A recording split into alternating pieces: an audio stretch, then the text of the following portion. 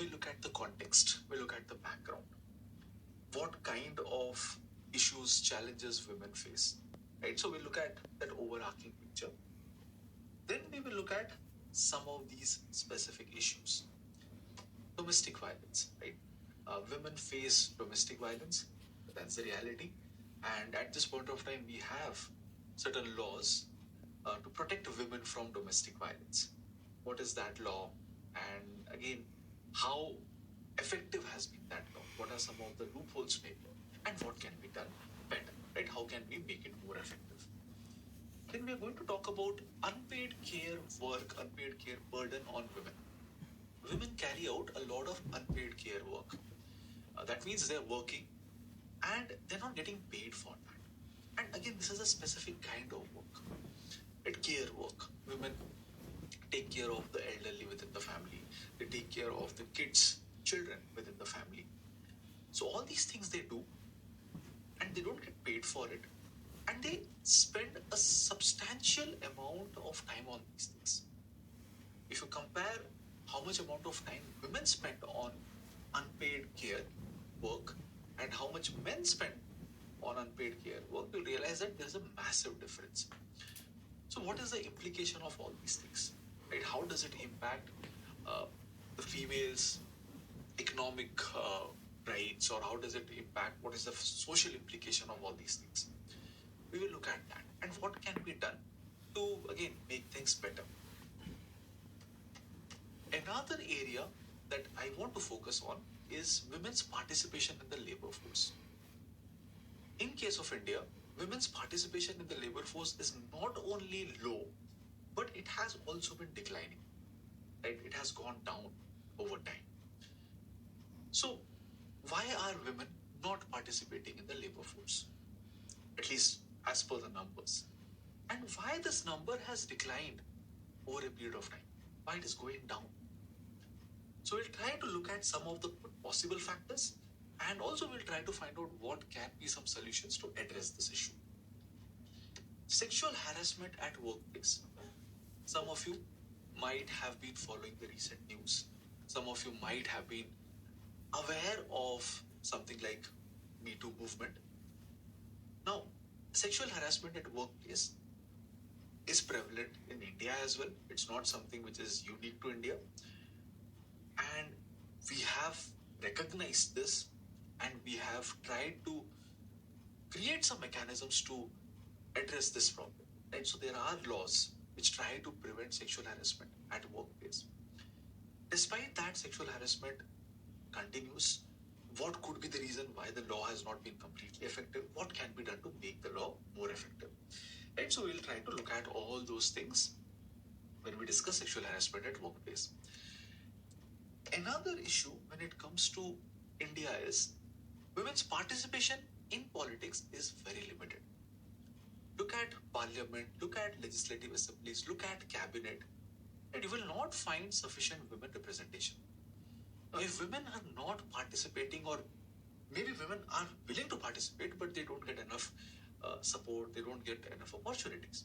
Whatever be the case, the representation of women in all these political institutions tends to be low, which might lead to a situation where women's issues are not being raised. The policies that are being made, they're not gender neutral, maybe. So, what is the reason behind all these things? How grave is the situation, and what can be done better? So, we look at all these things under women and politics. Then we will look at some other mechanisms that already exist. One example is we have a commission at the union level, which is called as the National Commission for Women. We will try to find out what is its mandate and how successful has it, how effective has it, and if it has not been successful, if it has not been effective, what could be the reason which impacts its performance? So we'll look at that, and we'll also look at some of the schemes for women upliftment. And then we will see women organizations, right? So these are few things that we are going to take up one by one. So let's start. What I want to start this session with is some statistics. We'll try to understand domestic violence, sexual harassment of women at workplace, low women's participation in the labor force. All these things will take up. But before that, let's look at some of the numbers, right? Some data points. It will give you an idea about the context. So, in case of India, if you look at the last two census, 2001 and 2011, the sex ratio has improved from 933 to 943. So there has been an improvement in sex ratio. Sex ratio means for every 1000 men, how many women are there in the population? So for every 1000 men, there were some 933 women in 2001. Now it has become 943. So this is something which is good, right? The sex ratio, it was more skewed against women in 2001. Now it is still skewed against women, but that disparity that existed before, it has gone down, right? So since the disparity is going down, it seems like a good trend. Let's look at the child sex ratio for the same duration. So between 2001 to 2011, the child sex ratio, it has actually gone down 927 to 918, right? So among those who are in the age category 0 to 6 years, how many girls do you expect to find? Somewhere around 918, right? Which is again very low. And it has gone down as compared to 2001. So this is a cause of concern. And in fact, you should ask this question. You should reflect on this. Why the child sex ratio is going down? It basically reflects the fact that there is not much preference for a female child. Maybe people are going for sex selective abortions. They're trying to identify the sex of the fetus. And if it is a female fetus, then maybe aborting the child, aborting the female child. Keep in mind that determination of the sex of the fetus is illegal. Right? There is this law which is called as PCPNDT Act, Preconception Prenatal Diagnostic Techniques Act. Right? So, according to this law, determination of the sex of the fetus is illegal. It's bad. But maybe somehow people are finding out some loopholes, or they're figuring out ways and they are going for it. And they are maybe going for sex selective abortions. Another thing that might be happening is maybe the girl child is born, but she's not given enough attention, as a result of which the child dies. Right? So at a very early stage, the female child is not able to survive in the age category 0 to 6 years. Keep in mind, a girl child, as per different empirical evidence, a girl child is expected to survive better as compared to a male child. Right? So this is what empirical evidence suggests. Biologically, a girl child is expected to have a higher survival rate as compared to a male child. But that is not what is getting reflected here, right? The number of females in that age category 0 to 6 years tends to be lower than males. So this shows that maybe some form of discrimination is there. Maybe the society discriminates against the girl child. Let's look at some other data points. Now, if you look at women's participation in the labor force, female labor force participation, it is somewhere around 20.5%. Male labor force participation is somewhere around 76%. And this is World Bank data for 2019. And I would not expect massive change would have happened from this. So this female labor force participation rate implies how many women are working or are actively looking for a job. They want to be part of the labor force. So out of every 100 female, 20 or 21, they're either looking for a job or they're working. This 20.5 number does not imply 20.5 women are working. Out of that, some of them are working and some of them are looking for a job. So there's a massive difference here, right? Male labor force participation rate tends to be so high. Female labor force participation rate tends to be so low. And again, if you compare India's performance with other emerging economies, if you compare India's performance on these lines, right, female labor force participation rate with countries in our neighborhood, this number 20.5 is very low. So women are not working. And if women do not work, what happens, right? They're not financially independent, right? This is something which can impact their agency, their participation in social life, political life, all these things can get impacted, right? They might be extremely vulnerable. Within the household, they might not have enough decision-making powers. And this low female labor force participation rate might also be a reflection of all these things. Women are not educated, women do not have enough agency, all these things might prevent them, right? So both things can happen. So whatever the case, it shows that women's position in the economy is not good. So apart from that, there are some studies which point out that women, they are earning less as compared to their male colleagues for the same amount of work. So there is a gender pay gap. How much is that gap? It varies. Multiple studies will point out different things, and it will vary from sector to sector. But whatever be the case, women get paid less for the same amount of work. There was one study which found out that the difference between male and female earnings was around 28%. Then recent studies have found out that this gap has increased further. Now, whatever be the case, for the same amount of work, women get paid less. Another way to look at some of these things, let's look at what kind of violence women face in the society. That also gives you an idea about the kind of disabilities that women face, the kind of discrimination that women face. As per the National Crime Records Bureau data, every day 87 rape cases are reported in India. Every day. There was this World Bank study which found out that in rural India, 95% of the marriages, there is exchange of dowry. Now don't think that only in rural India there is exchange of dowry, in urban India there is no exchange of dowry.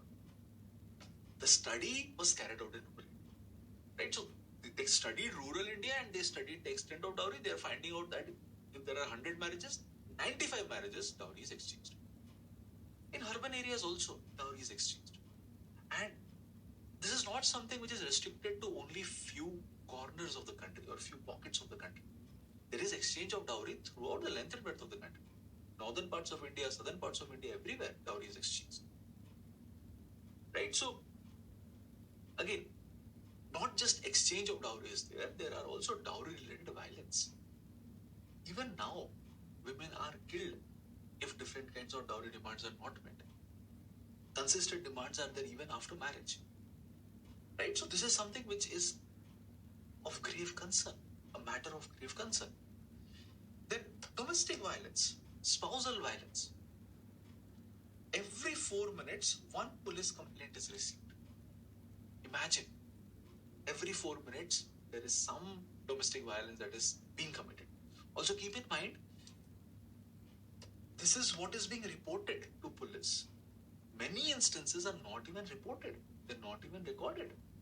One dowry death is recorded every 77 minutes. Just I was mentioning, right? Dowry is paid in so many instances. And every 77 minutes in India, one dowry death happens. Right? So every day, imagine how many dowry deaths are happening through the length and breadth of the country. So I hope this gives you an idea about the kind of vulnerability women face. Right? And these things, they're all specific to women, right? Dowry-related death, domestic violence, it all are very specific to women. And the other indicators that we saw, we're trying to compare men and women. Sex ratio, child sex ratio, labor force participation rate, wages. And everywhere you see women are at a disadvantage. In fact, what we will do is, I'll just show you one chart. This gives you an idea about what kind of violence women face at different points of time. It's kind of the life cycle approach. at different points in a female's life cycle, what are the different kinds of violence that a female might be subjected to? So let's look at it, right? Different stages of a female's life: pre-birth, infancy, childhood, adolescence, reproductive age, elderly. At various points of time, even before birth, there's a possibility that a female might be subjected to some form of violence. As I was mentioning, the child sex ratio in India has gone down. It kind of points to the fact that determination of sex of the fetus is happening, and on that basis, abortion is being carried out. Sex selective abortion. So, even before the child is born, there's a possibility that the fetus will be killed. That's what is happening. Let's say the child is born. In the early stages, when the child is not even 1 year, what all can happen? There's a possibility of female infanticide. The female infant might be killed by the parents because they don't want to have that girl child. You would have read different instances in newspapers how a female infant was just abandoned somewhere on the streets, maybe. There's also a possibility of different kinds of neglect that she might suffer. She might be neglected when it comes to nutrition. She might be neglected when it comes to healthcare. Vaccination, immunization might not be provided to her. Had it been a male child, all sort of attention would have been given. But since it's a female child, she is deprived of all these kind of attention, all these kind of support. Now, slightly at an advanced stage, right? But again, in childhood itself, the next few years, right? Maybe 6 years, 5 years, 6 years. What all can happen? The child might be subjected to some form of abuse. Sexual abuse can also happen. Since there is a possibility of the child's nutrition support being not taken care of, nutrition needs not being taken care of, the child might suffer from undernutrition. And in some cases, there is also a possibility of female genital mutilation. Certain communities practice this. It is not widespread in India, but again, among certain communities, for example, Bohra Muslims might practice female genital mutilation. Among girls, among certain communities, among females, among girls, especially in the regions of northern Africa, right, sub-Saharan Africa, female genital mutilation is practiced. So again, there's also another harsh reality. When she is adolescent, she might be forced into prostitution. She might be a victim of human trafficking. There is a possibility of early marriage. Child marriages happen in India. There was a study which found out that 2.3% of girls get married before the age of 10. Almost 1/3 of girls get married before the age of 18, before the legal age. Rape, psychological abuse, these are all realities in the present context. Then, in her reproductive age, she might be subjected to different kinds of violence. If she is choosing her own partner, she wants to get married to someone who might not belong to the same caste, who might not belong to the same religion. Her parents, her relatives can be her biggest threat. There are instances of what is called as honor killing, which happens again in different parts of the country. There can be dowry-related killing, there can be domestic violence, intimate partner violence. There can be sexual violence by non-partner, rapes. There can be sexual harassment at workplace. So different kinds of violence she might be subjected to. And when she is a senior citizen, when she is at a slightly advanced stage, she might be neglected. Elderly abuse is something which is again common in India. Elderly neglect, widow abuse is something which is common in India. A female, right, if she has lost her spouse, a widow, right, she might be looked down upon, she might be considered inauspicious. Different kinds of superstitions are there. She might not be welcome to different kinds of auspicious, so-called auspicious occasions, because she is considered inauspicious, or her presence is considered inauspicious.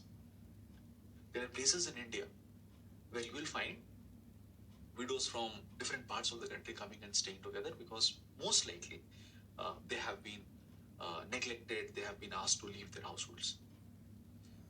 So, this is how the life cycle approach helps you understand the extent of violence a female faces. Right? In her life cycle, what are the different kinds of violence you might be subjected to? So let's look at some of these things one by one.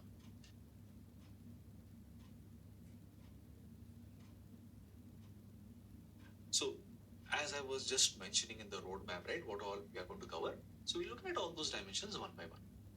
So, let's start with domestic violence. So, let's try to understand the issue of domestic violence. So, what we'll do is first we'll try to understand violence. We'll try to understand the extent of violence, domestic violence in the Indian context. We'll see what are some of the mechanisms out there to address it. What are some of the limitations? What can be done better? Right? So these are few things that we have to keep in mind. Now, when we use the term violence, right, we have an idea about it. Right? What is the meaning of violence? Violence is basically some form of coercion, some form of force is used, which will reduce the freedom for an individual. If A is committing violence on B, A is exerting some form of power on B, B is now getting coerced. Right? Now B does not feel free. B will not be able to do things that he or she wanted to do. So A's violence on B impacts B. B will now not be able to feel free, will not be able to choose some goal for himself or herself. B will not be able to take decisions, will be always afraid of it. If he or she takes a decision, A will subject B to different kinds of coercion. Right? So, violence is an extreme form of coercion. It restricts freedom and it negates agency. Agency means the capacity of an individual to choose his or her own goals, take decisions, act upon those decisions. So, if there is violence, agency gets minimized. If there is a violence on a female from her husband, that female's freedom is now curtailed. The freedom that she was supposed to have within that household, within that family, it's getting curtailed. She will be always afraid. She will not be able to decide for herself. She will not be able to take decisions. She will not be able to act upon them. So this is the meaning of violence. And this violence, when we use the term domestic, this is happening within the household, within the family. But the question is, what is the frequency of this? Right? What is the extent of this? What is the magnitude of the problem? Now, there are some data points, and what we have done is we have taken the data points of the National Family Health Survey data. Right? So, again, National Family Health Survey has a large sample. Again, as not as good as maybe census, but yeah, it is one of those most representative surveys. And again, it's a recent survey. Right? So, from the National Family Health Survey, we have taken some data points and let's look at that. It points out that 29.3% married Indian women in the age category 18 to 49 years have faced some form of domestic violence. And here, domestic violence implies physical violence. It can also imply sexual violence. So, almost 30% of married women in India have faced this. So, if there are, let's say, 100 females, right, 30 out of them would have faced some form of domestic violence. And again, the extent of domestic violence is not uniform throughout the country. Karnataka has the maximum instance of domestic violence, somewhere around 48%. Then Bihar, Telangana, Manipur, Tamil Nadu. Lowest instance of domestic violence is in Lakshadweep, somewhere around 2%. Goa, Himachal, they also report very few instances of domestic violence. Again, we are comparing it with the domestic context. In rural areas, this is around 31%. In urban areas, it is around 24.2%. So, in rural areas, extent of domestic violence tends to be more as compared to urban areas. Now, another way to look at it is maybe look at some other parameters. For example, among those who are educated, what is the extent? Among the different classes, socioeconomic classes. What is the extent of domestic violence? So the NFHS finding is 40% of women with no schooling are subjected to physical violence as compared to 18% of women who have completed their schooling. So if women are less educated, chances of they being subjected to domestic violence tends to be more. If women have completed their schooling, again, it is almost becoming half from 40% to 18%. So women who are educated, women who have completed their schooling are less likely to be subjected to domestic violence. Now, another way to look at it is look at the wealth position. And if you divide people in terms of wealth, right, different social categories are there. Some are wealthy, some are in between, some are not having enough wealth. So, among the lowest wealth quintile, extent of domestic violence is 39%. Among the highest wealth quintile, the extent of domestic violence is 17%. Right? So those who are wealthier, among them, prevalence of domestic violence tends to be lower. But one interesting point here is, if a female is subjected to domestic violence, what is the likelihood that she's going to report this case? She's going to report this to the law enforcement machinery. 77% of women never sought any help from anyone about the violence inflicted on them. So not only are they not reporting, they're not even taking help from people around them. So only in around 23% of cases, women are seeking help. 77 cases out of 100 are going. I mean, most likely they're not getting reported, they're not even taking help. So this is a key cause of concern. And again, why they're not seeking help, that is something that needs to be studied further. So we now have an idea of the extent of domestic violence. Now let's try to look at some of the causal factors here. Or at least, let's look at different factors, find out if there is some form of correlation. The first thing, what about the role of societal norms when it comes to domestic violence? Or another way to think of it is, does the society think it is okay for the husband to beat their wives? What do men think? What do women think? So the National Family Health Survey, it asked this question. And surprisingly, the survey findings are 45.4% of women, they felt that it is justified for the husband to beat his wife. And 44.2% men also thought the same. It's okay for the husband to beat his wife. So there were some 7 conditions. The question asked, if any of these conditions happen, right? If any of these circumstances happen, is it okay for the husband to beat his wife? So almost 45% women, and again almost some 44-45% men agree that okay, the husband can beat his wife. Now, what does this say? Somewhere it seems as if the society is also okay with the fact that the husband can beat his wife. Because again, there's no difference between how women think about it and how men think about it. It's the same, more or less same, 45%, 44%. And what are some of those specific circumstances that they questioned or they asked about? So, if the wife is disrespecting her in-laws, so wife beating was justified. If children or house was neglected, then again, it was justified. And then there were some other reasons. If the wife is going out without informing the husband, or if the wife is refusing to have sexual intercourse with the husband. So these are all different kind of circumstances in which both men and women think it is justified for the husband to beat his wife. And most agree on this. Women being bitten by the husband is justified when the wife is disrespecting her in-laws. Second most agreed justification was when the female is neglecting her house or her children. Right? So from this, what do you assume? I mean, from this, what can be concluded?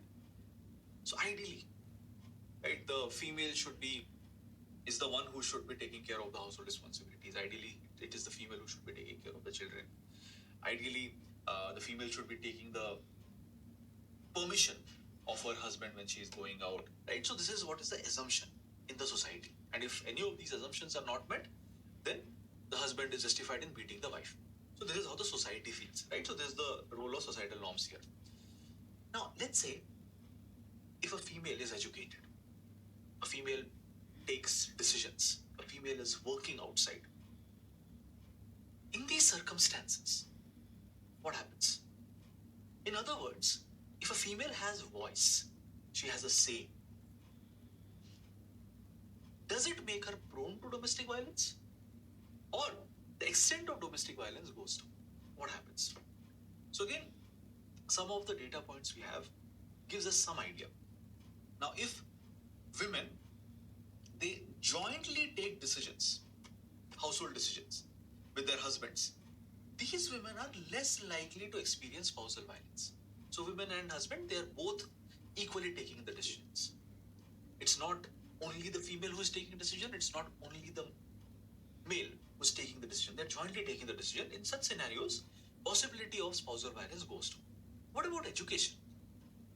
If women are educated, it reduces the chance of spousal violence. And if women have 10 or more years of education, it reduces the risk massively. What does this tell you? Education of women is very important. Chances of some of these societal issues, right, getting reduced is dependent on how much women are educated. Another interesting finding was that those who are employed, among them spousal violence can be more. So if female are employed, the possibility of spousal violence can be high, especially when they want to have control over how their earnings have to be spent, or if women are earning more.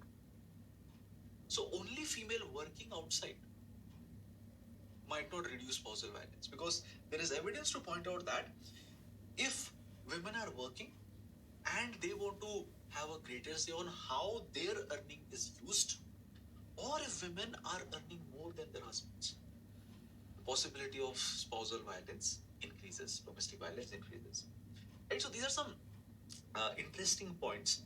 And again, it all points to the fact that there is somewhere this deep-rooted patriarchy, male ego. Like, why will a husband have an issue if the wife is earning more? Anyway, the family income is increasing, no? But no, there is a problem here, at least for the husband. So these are all different factors or different kinds of correlation that we see from the National Family Health Survey data. Now the question is there any institutional mechanism to deal with domestic violence? Right? Is there any mechanism which prevents domestic violence, or it protects women from domestic violence? So we have a law for this, Protection of Women from Domestic Violence Act 2005. And so basically this law has been there for a while.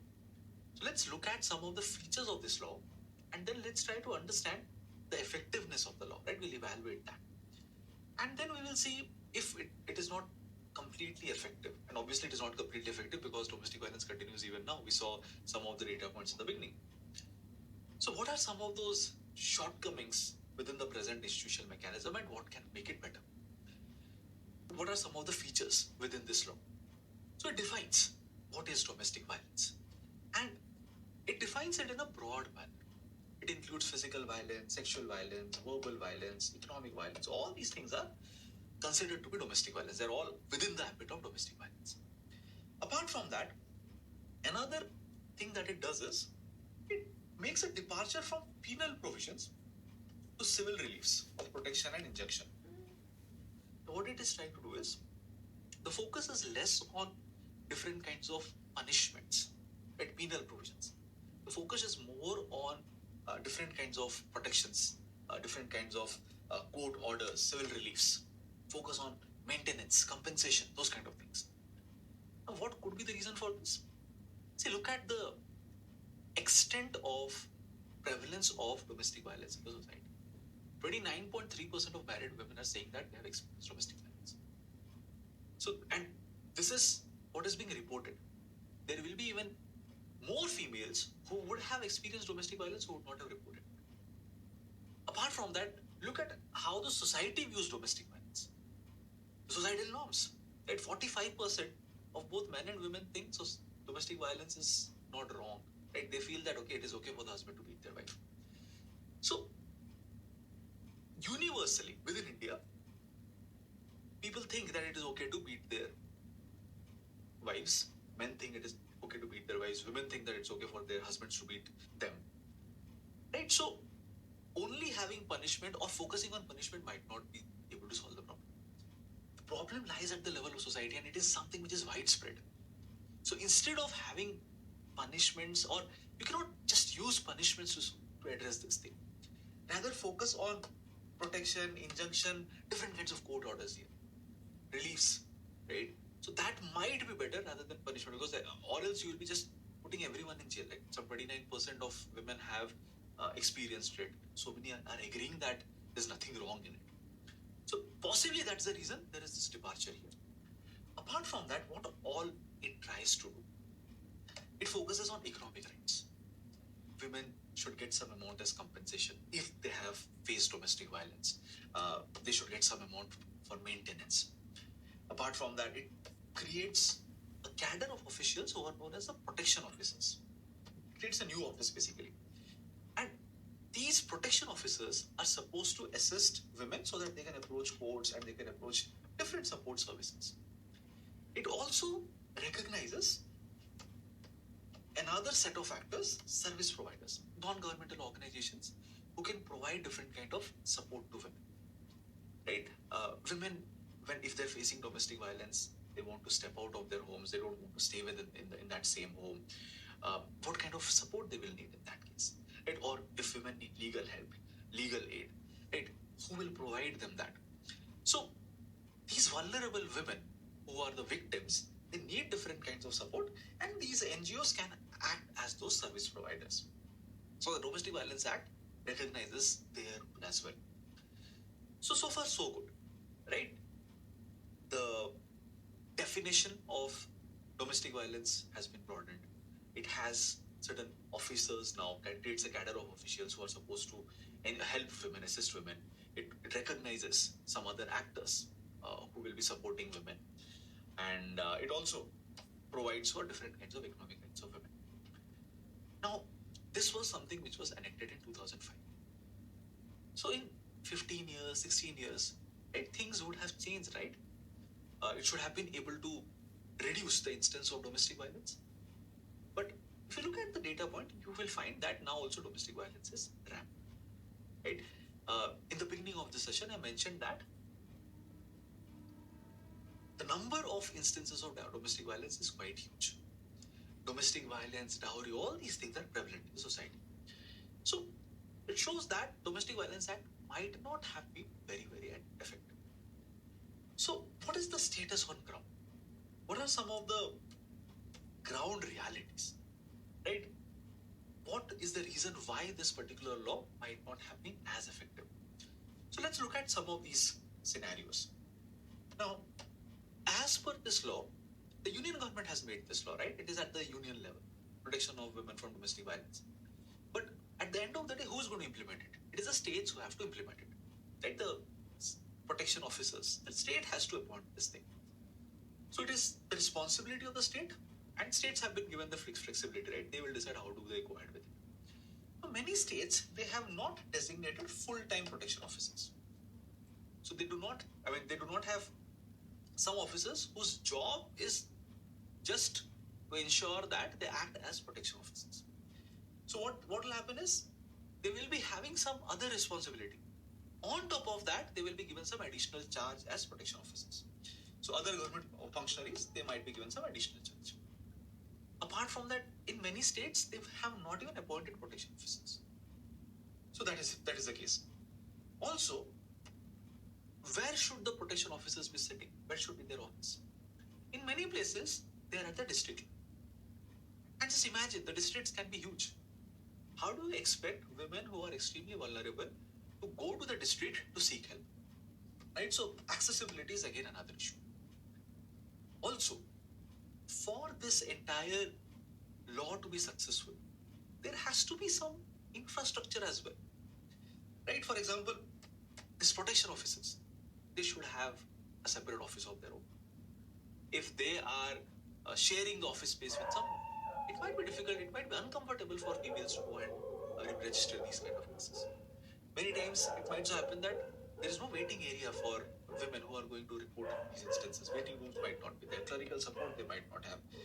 Women might not even have the means to travel to these places to report these instances, to reach out to protection officers. And data operators might not be there. So physical infrastructure and the human resources, you have deficiency along both these lines. Apart from protection officers, the law also talks about having these different NGOs enlisted, right? They will be the service providers. They will be providing different kind of support. Now, when it comes to enlisting of these service providers, again, you do not have any such clear-cut guidelines. It is also many times random. Apart from that, if let's say there is an instance of domestic violence, now the female might feel threatened to stay within the same household. And given the societal realities, she might not even be getting any support from her parental home. In India, keep in mind what kind of marriages we have. We have patrilocal marriages, right? After the marriage, the female, the bride, basically moves to the groom's place. So there is this assumption that once the female has got married, part of her husband's family, we have these patrilocal setups, patriarchal, patrilocal, and patrilineal setup. So there is a possibility that the female might not even be accepted in her parents' place. Again, not always the case, but there's a faint possibility. So in such scenario, how can women report these kind of instances, right? Because they do not have any place to stay. One of the way this can be addressed is if the state provides for some state shelter homes. State manages some state shelter homes, right, where women can stay. But that is also something which is lacking. Well-functioning shelter homes. You do not have that many states, right? So this is again another issue. Apart from that, many times what happens, the protection officers, the judiciary, the service providers, right, they are not aligned with one another. The judiciary might have given some instruction.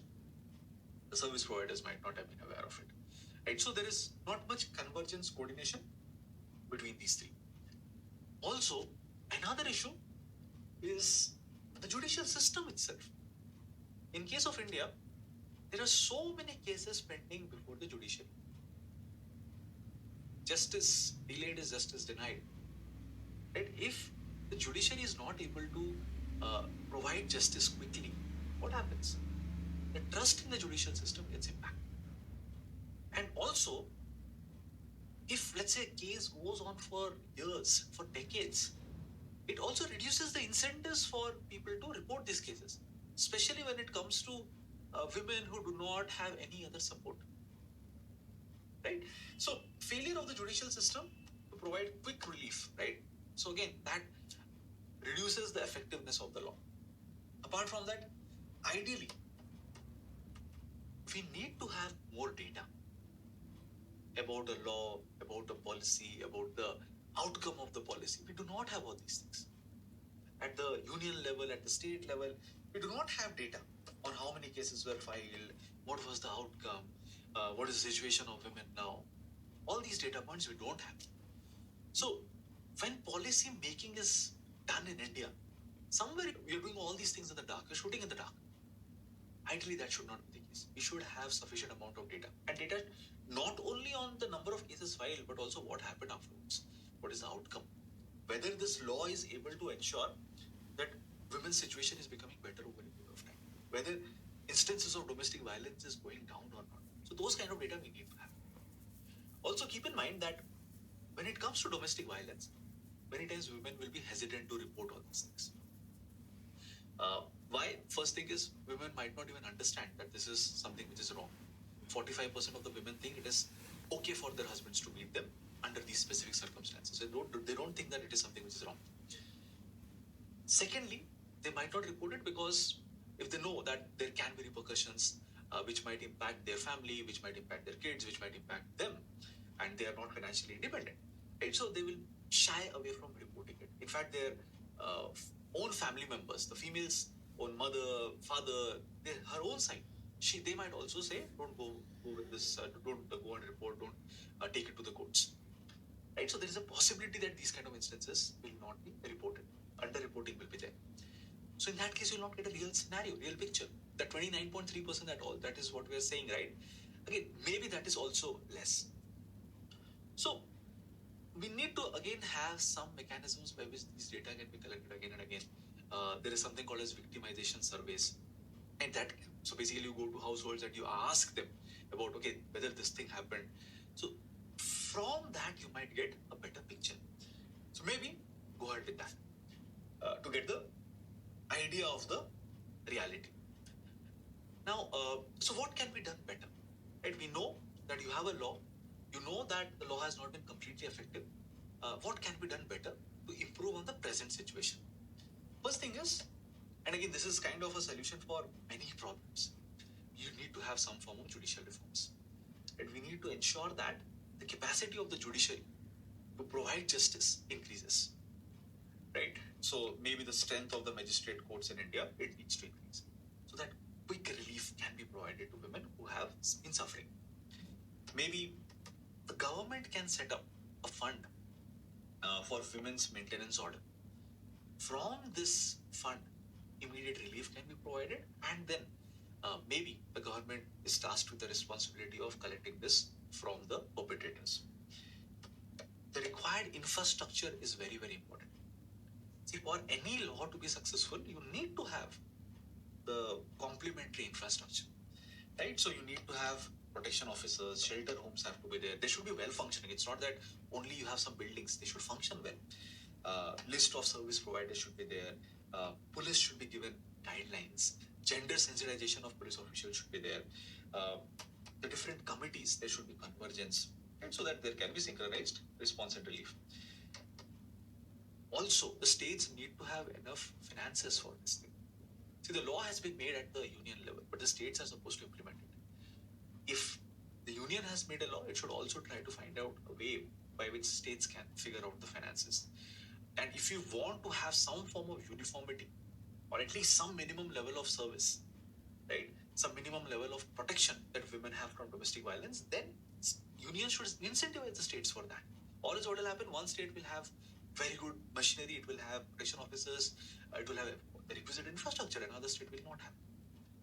So some form of allocation from union to the states, right? This is something with, for example, for appointment of POs, right? Some sort of incentive should be there. So that way you can have uniformity. Apart from that, you need to have more data. Data is important. Then only you get to know where you are, which direction you are moving. If you're not moving in the right direction, then you can question the government, you can hold the government accountable. If you do not have any data, you cannot even question the government, right? So timely release of data is very important. Collection of data and timely release of data. So these are certain things that can possibly prevent domestic violence, instances of domestic violence. All these things can possibly protect women from domestic violence. From domestic violence, let's move to something else which happens within the family. Unpaid care work burden on women.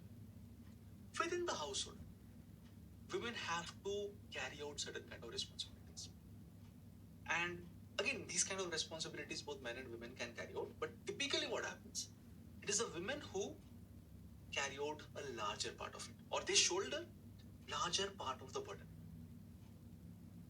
So what we'll try to understand is, what is the extent of this burden on women? What is the impact of that on their economic well-being, social well-being? And what can be done to reduce the burden, right? Because it has some implications. We'll come to that. It impacts their economic prospects, it impacts their social prospects. But first thing, what is this unpaid care burden? It's for some of you, it might be a new term, right? Some of you might have heard this term in different contexts. So let's look at the definition of this. Unpaid care work refers to all unpaid services provided within a household for its members. All unpaid services provided within a household for its members. Can you think of different kind of unpaid services within a household? Typically, right, women, what they do within households, they're the ones who will be cooking. They're the ones who will be possibly taking care of the cleaning responsibilities, maybe household cleaning. They will be the ones who will also take care of the elderly members. They will be taking care of the children. Are they paid for it? Is there any monetary exchange?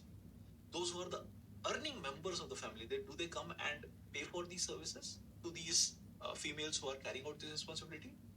Not really, right? So they don't do that. So housework, care of persons, voluntary community work, they're all different kinds of unpaid services. They're all provided with the households, to the members of the households. So this is called unpaid care work. A point to be noted here, most of this work is typically done by women. All these things men can also do. Men can also cook food. They can also take care of the elderly. They can take care of the children, right? So all these work, they can do that.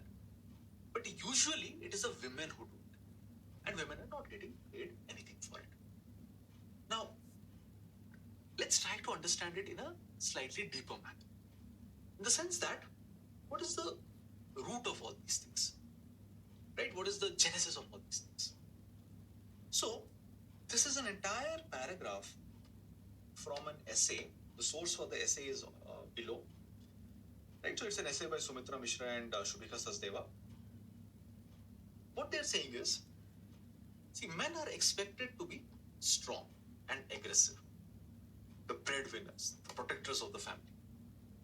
Women are expected to be soft, emotional, kind, hence caregivers and nurturers, who will take care of household, children, and elderly family members, and even the cattle. Across cultures and countries, unpaid care work continues to be considered the responsibility of women and girls, and is generally located within the family domain. Something that we had discussed in some previous session. We had talked about sexual division of labor. Certain kinds of activities are considered masculine. Certain kinds of activities are considered feminine. In the society, you have biological differences, right? Two different sexes. Chromosomes will be different. The hormone levels might be different. Certain organs might be different. But then, certain kinds of attributes are associated with these physical characteristics, these biological characteristics, right? Those who are male, those who are female, it's expected that male will be like this, female will be like this. A female, assumption here is she will be soft, she will be emotional, she will be kind. For a male, the assumption is this person will be strong, this person will be aggressive. And since these assumptions are there, what kind of activities they should pursue, that is also assumed. Since male members are assumed to be strong and aggressive, they are supposed to be the ones who will go out and they should work outside and they should earn the bread. Since it is assumed that women are soft, they're emotional, they should stay back at home. They should not go outside. They should stay back at home and they should take care of others.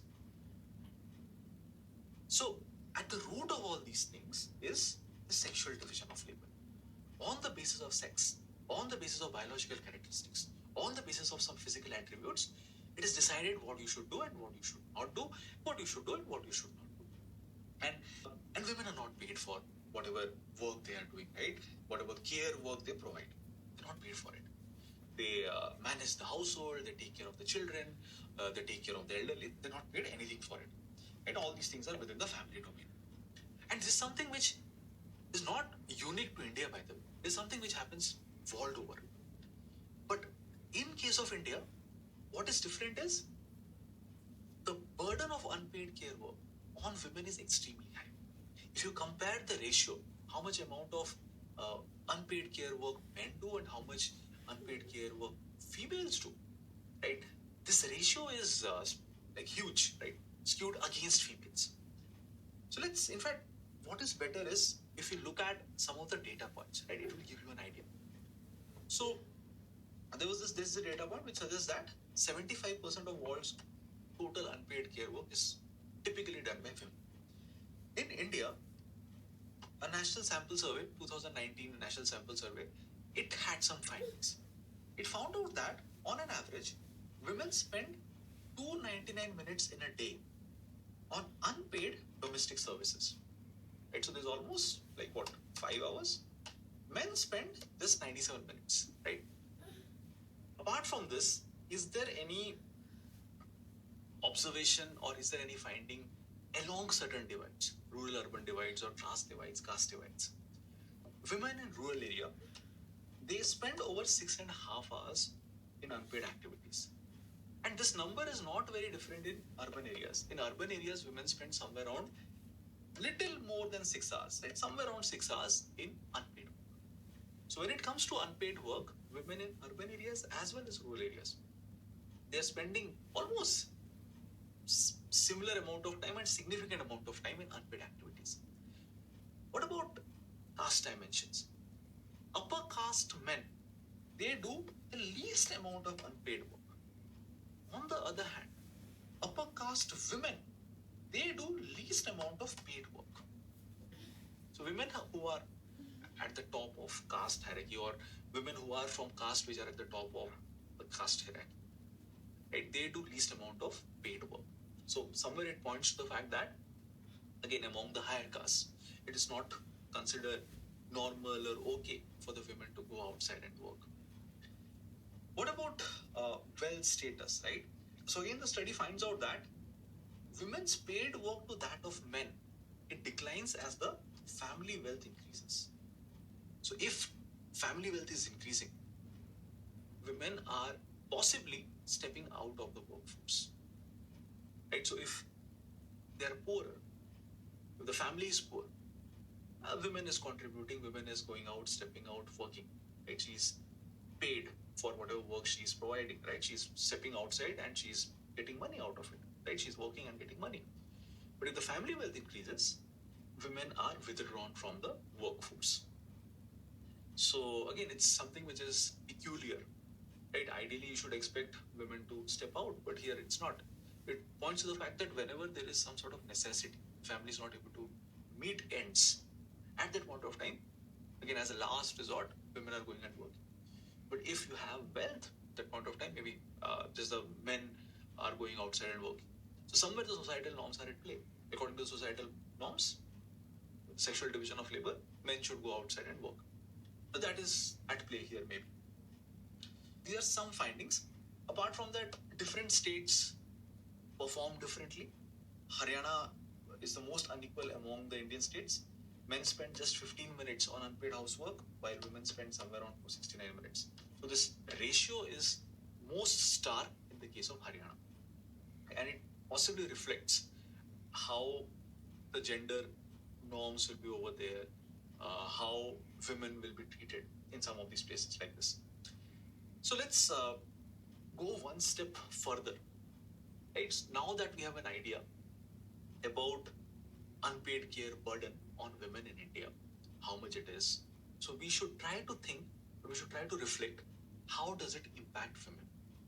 How does it impact women's economic prospects?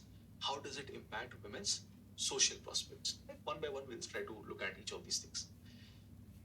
So if it is the women who are sharing a large part of the unpaid care work burden, how will it impact their economic performance, right?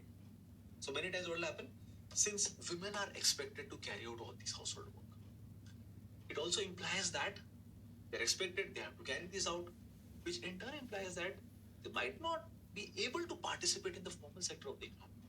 In the formal sector of the economy, you have different kinds of rules, regulations. Every day you have to possibly work for 7 hours, 8 hours, something will be there. There will be some fixed time. You have to report to work at this point of time. Right? So those kind of rules, regulations you have to follow. But since women already have such a large burden, right? There's a responsibility on them. It is difficult for them to get employed in the formal sector. So what they will try to do, they will try to work in the informal sector of the economy, maybe, where all these rules, regulations are not there. Small organizations. And if they're working in the informal sector of the economy, which also means they will not be paid well. They might not, the kind of work that they're doing, it might not be counted as productive work. And different kinds of social security benefits, which people are entitled to if they're in the organized sector. Women in the informal sector will not be entitled to that. Maternity benefit and pension and all those things. right? So social security will not be there for them, which makes their situation extremely vulnerable. Apart from that, since certain kind of work is considered to be feminine, right? This is care work, right? And this is something which females should be carrying out, which in turn implies that, or which might create this perception that these are the jobs which should be paid less. And since women are doing it, they will also be paid less, right? So these are considered to be low pay work, right? Paid care work becomes considered to be low pay work. And again, women are mostly doing it and they're getting paid less. Also keep in mind, women have to shoulder the household responsibilities. Disproportionately high burden is on them. It impacts their participation in the labor force. Many women will not be incentivized enough to look for a job or to carry out a proper job. As a result of which, in India's female labor force participation rate tends to be very low. Right? Some estimates say it is around 20%, some estimates will peg it around 25%. In fact, some estimates will say it's very less, it's around 11%. Whatever be the case, even if it is 25%, it is very low. Also, the kind of work women do, typically, the kind of care work, maybe it is not provided within the household, outside the household. So those kind of care work, since there is this perception that they are all low pay work, those who are carrying it out, they don't get enough money. In fact, sometimes they might not be even given salaries. They will be given honorariums. One example is the Anganwadi workers, Asha workers. They're not given fixed salaries, right? They're given some form of honorariums. The kind of work they are doing is extremely important. Right? It has implications on infant mortality rate, maternal mortality rate, the health of the locality, but they get meager salaries. Right? So, because of this actual division of labor, right, certain kinds of perceptions are formed. So this is how women's economic prospects get impacted. They can't participate in the formal sector of the economy. They might not participate in the labor force. The kind of job they are doing, it is considered to be low pay job. And again, women who are doing these jobs get paid less. Not only economic prospects, the social prospects of women also gets impacted. How? It hinders realization of different kinds of human rights. Since women are carrying out all these household responsibilities, right, and they start doing it at a very early stage. Some of them might start doing all these things when they are not even adults. Right? Many times, girls, right, they will start shouldering all these responsibilities.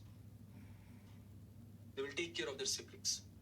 They will start handling different household work.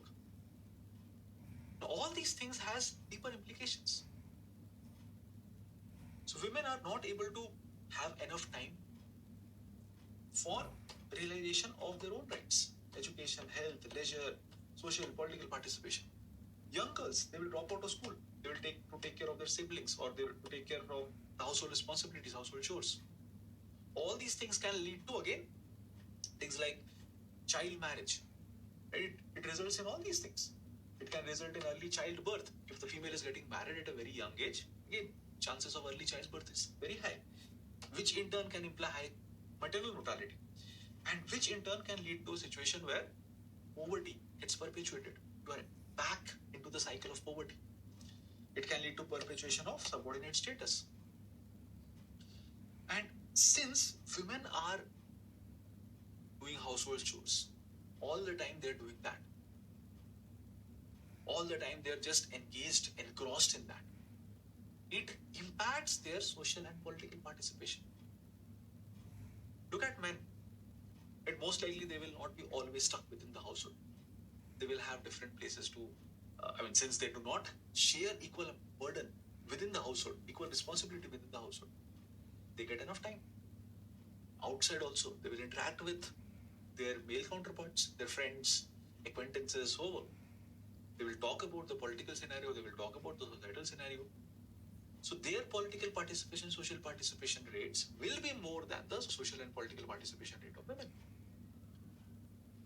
Right? And since women's participation in politics and society is less, it makes them even more vulnerable to violence. Their agency gets constrained. Look at political participation of women. It tends to be low as compared to men. Look at the kind of discussions men do and the kind of discussions women do. There will be a variation. Because again, women have so much of responsibilities within the household. Also keep in mind that in rural areas and urban areas, the amount of time the women are spending on unpaid care work is not much different. But in urban areas, in fact, in rural areas also, women work, right? So what it implies is women are working outside and they are also doing the unpaid care work. So it puts a lot of burden on them. So they suffer from what is called as dual burden. Two kinds of burden is there, dual burden of labor. Right? So they are carrying out their professional activities. So for that, they will be again having some stress. And back home, they also have to deal with the household responsibilities. Right? So there is another burden. So that is what is called as dual burden. So this is the impact of the disproportionate amount of household responsibilities that women have to shoulder. But the question is, what can be done to address some of these things? What can the state do, right? At least to mitigate some of these things, right? Or to reduce burden.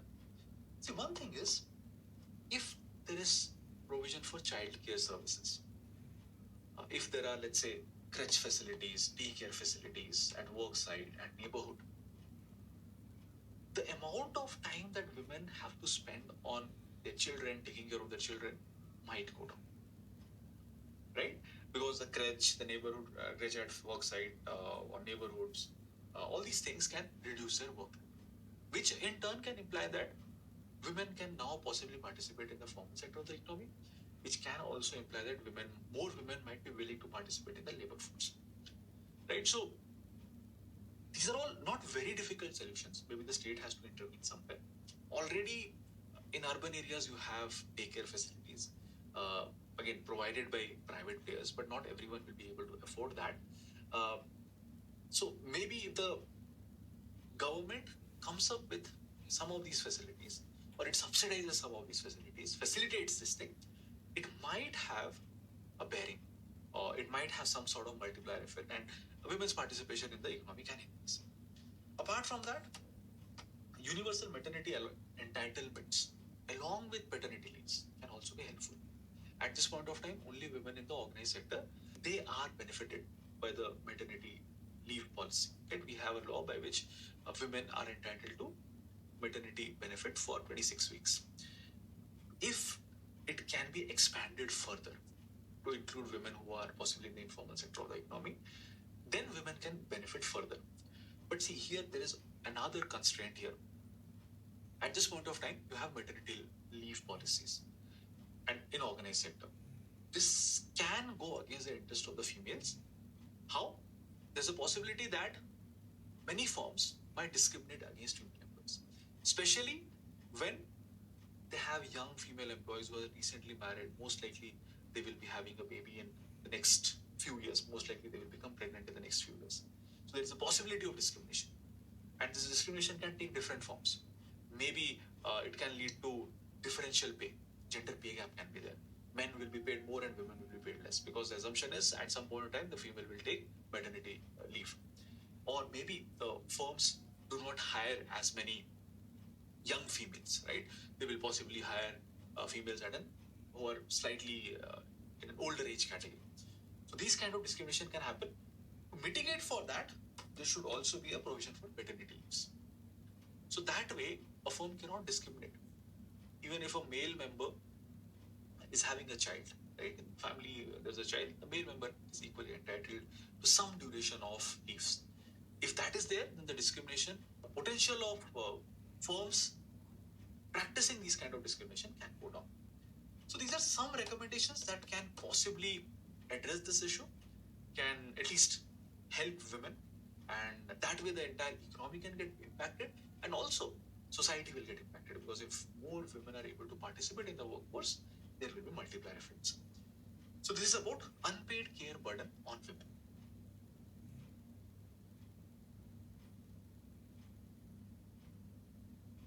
is women's participation in the labor force. Now, this is something which has been in the news for a while. It's a burning issue. What is the issue? Women's participation in the labor force in India tends to be low.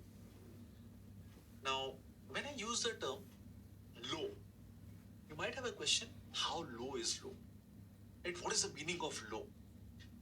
What we can do is we can look at some comparative estimates, right? Maybe we can compare women's participation in labor force with men's participation in labor force, or we can compare female labor force participation in India with the labor force participation rate of females in some other countries, right? Maybe emerging economies or countries around us.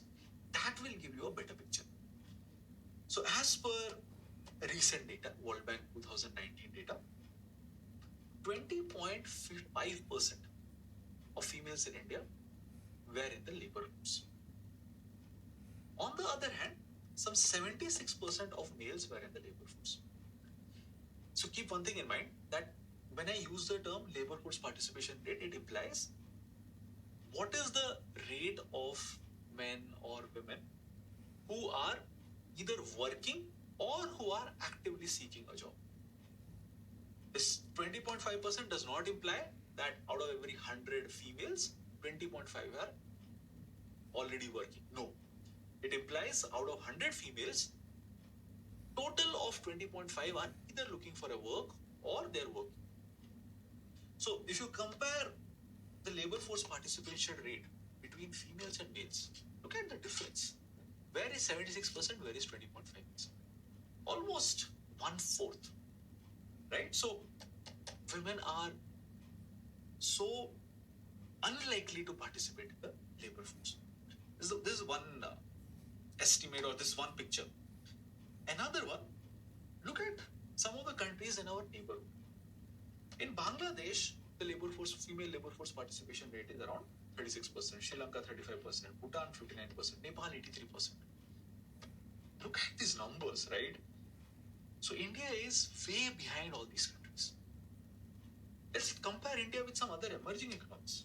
Brazil, China, BRICS, we say, right? So similar kind of economies. In China, it is 60%. In Brazil, it is 54%. Right? So this is again another cause of concern. So, in fact, if you look at these numbers, India is among the worst performers.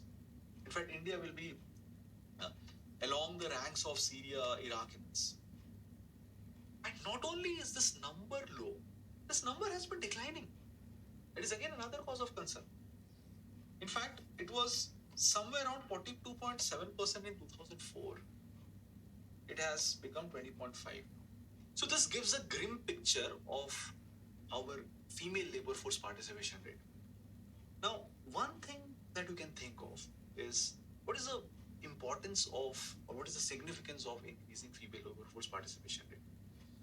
Now, there are different studies, empirical evidence, which highlight how having a high labor force participation rate, high female labor force participation rate might help.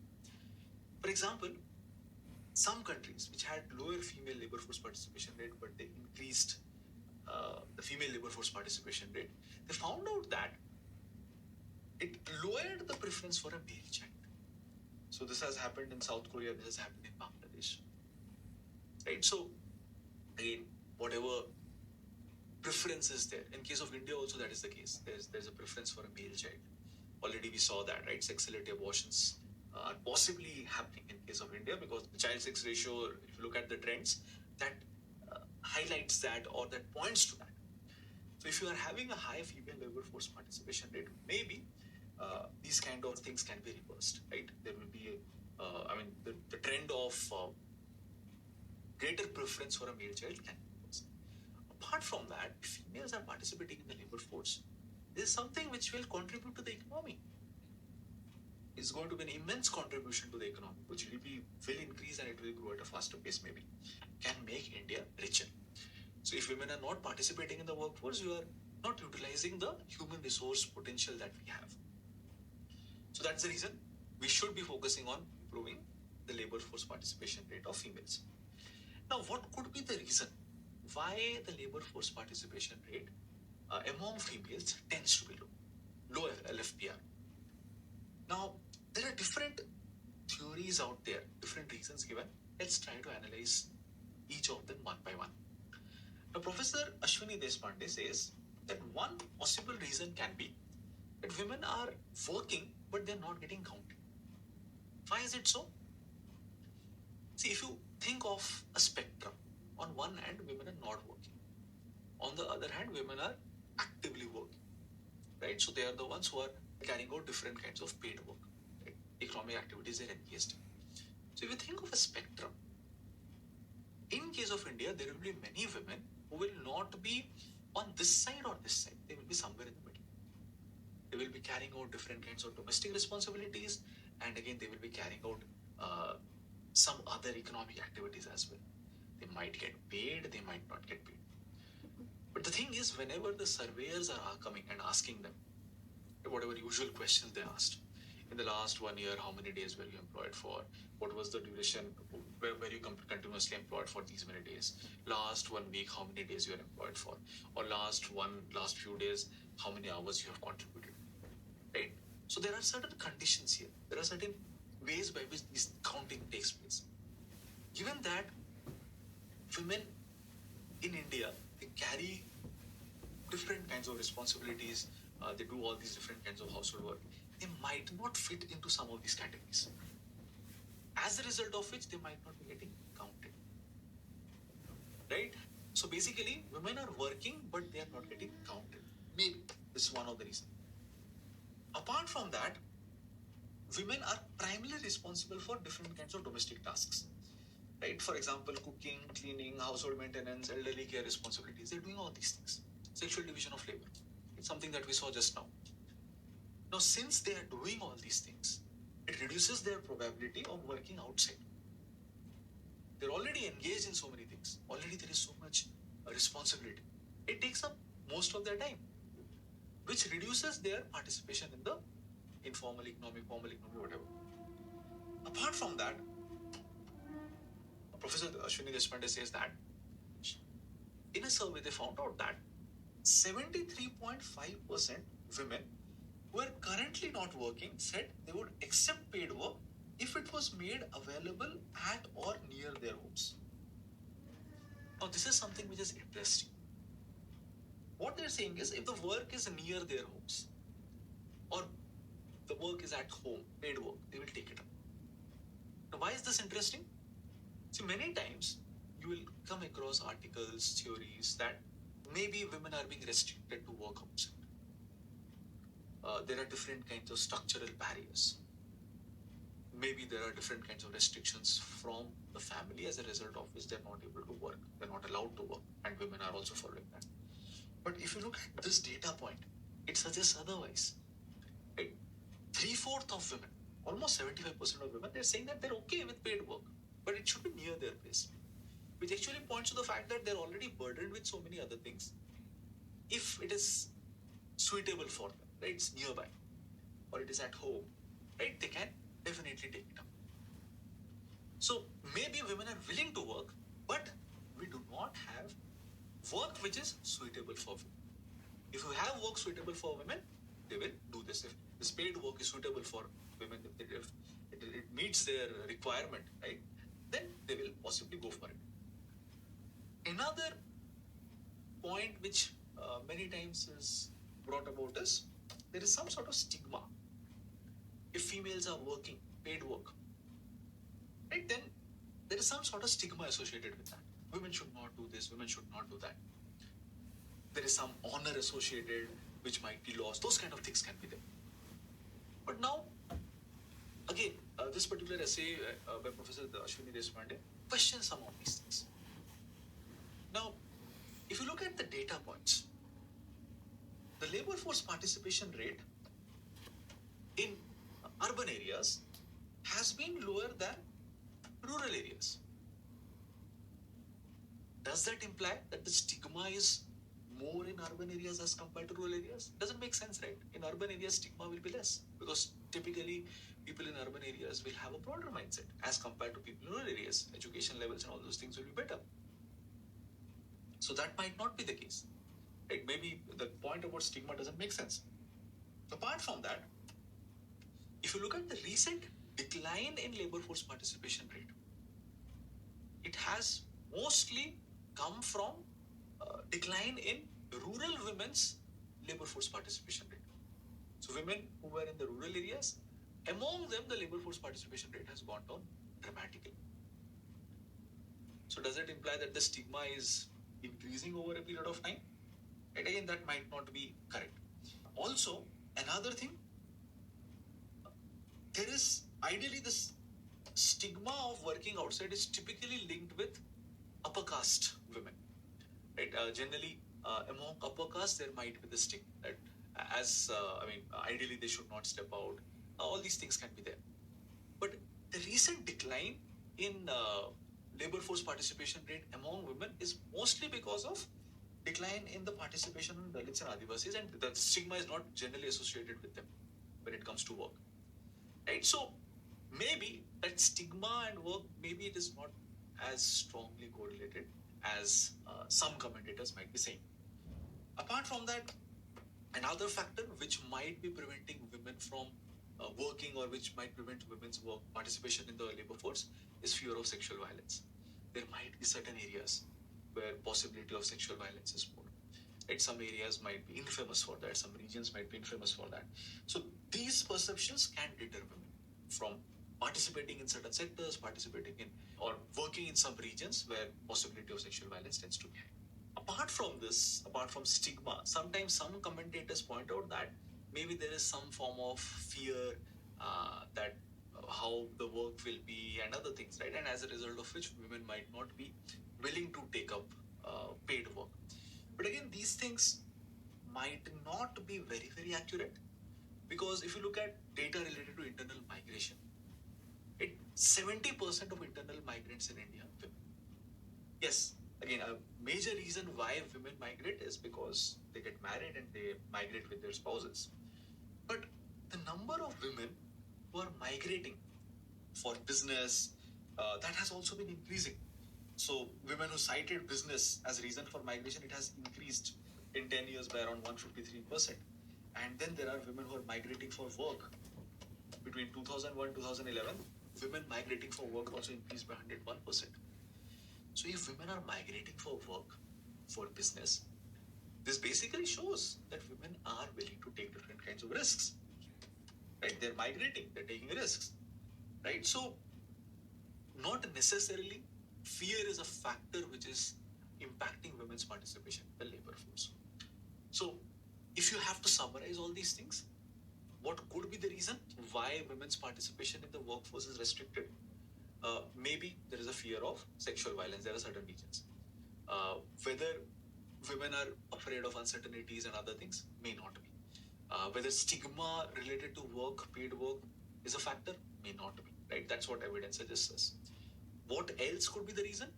Maybe women are not counted properly, right? When it comes to the labor force, that's one reason.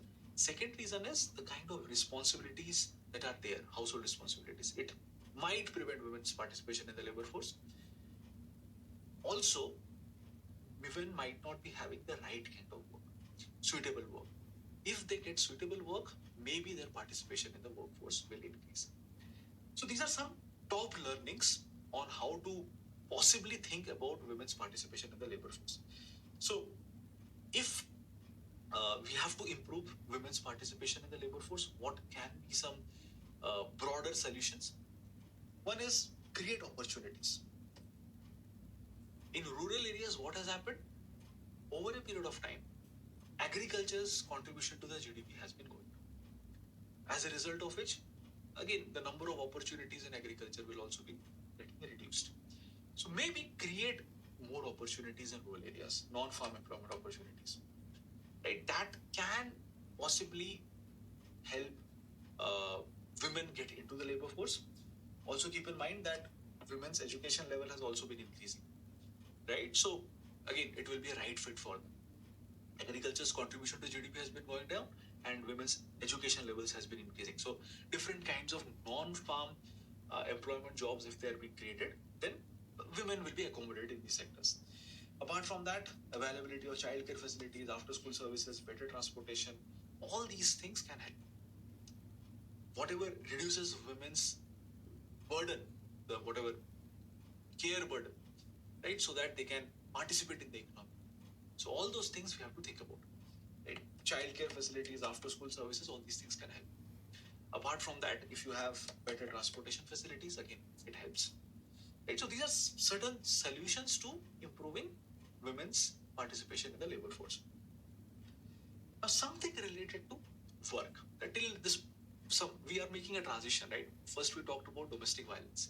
So within the households, what kind of issues are there? Second, again, related to household, but again, it is also related to work, unpaid care burden. Then we talked about low participation of female in the labor force. Now, another dimension here, and related to workplace,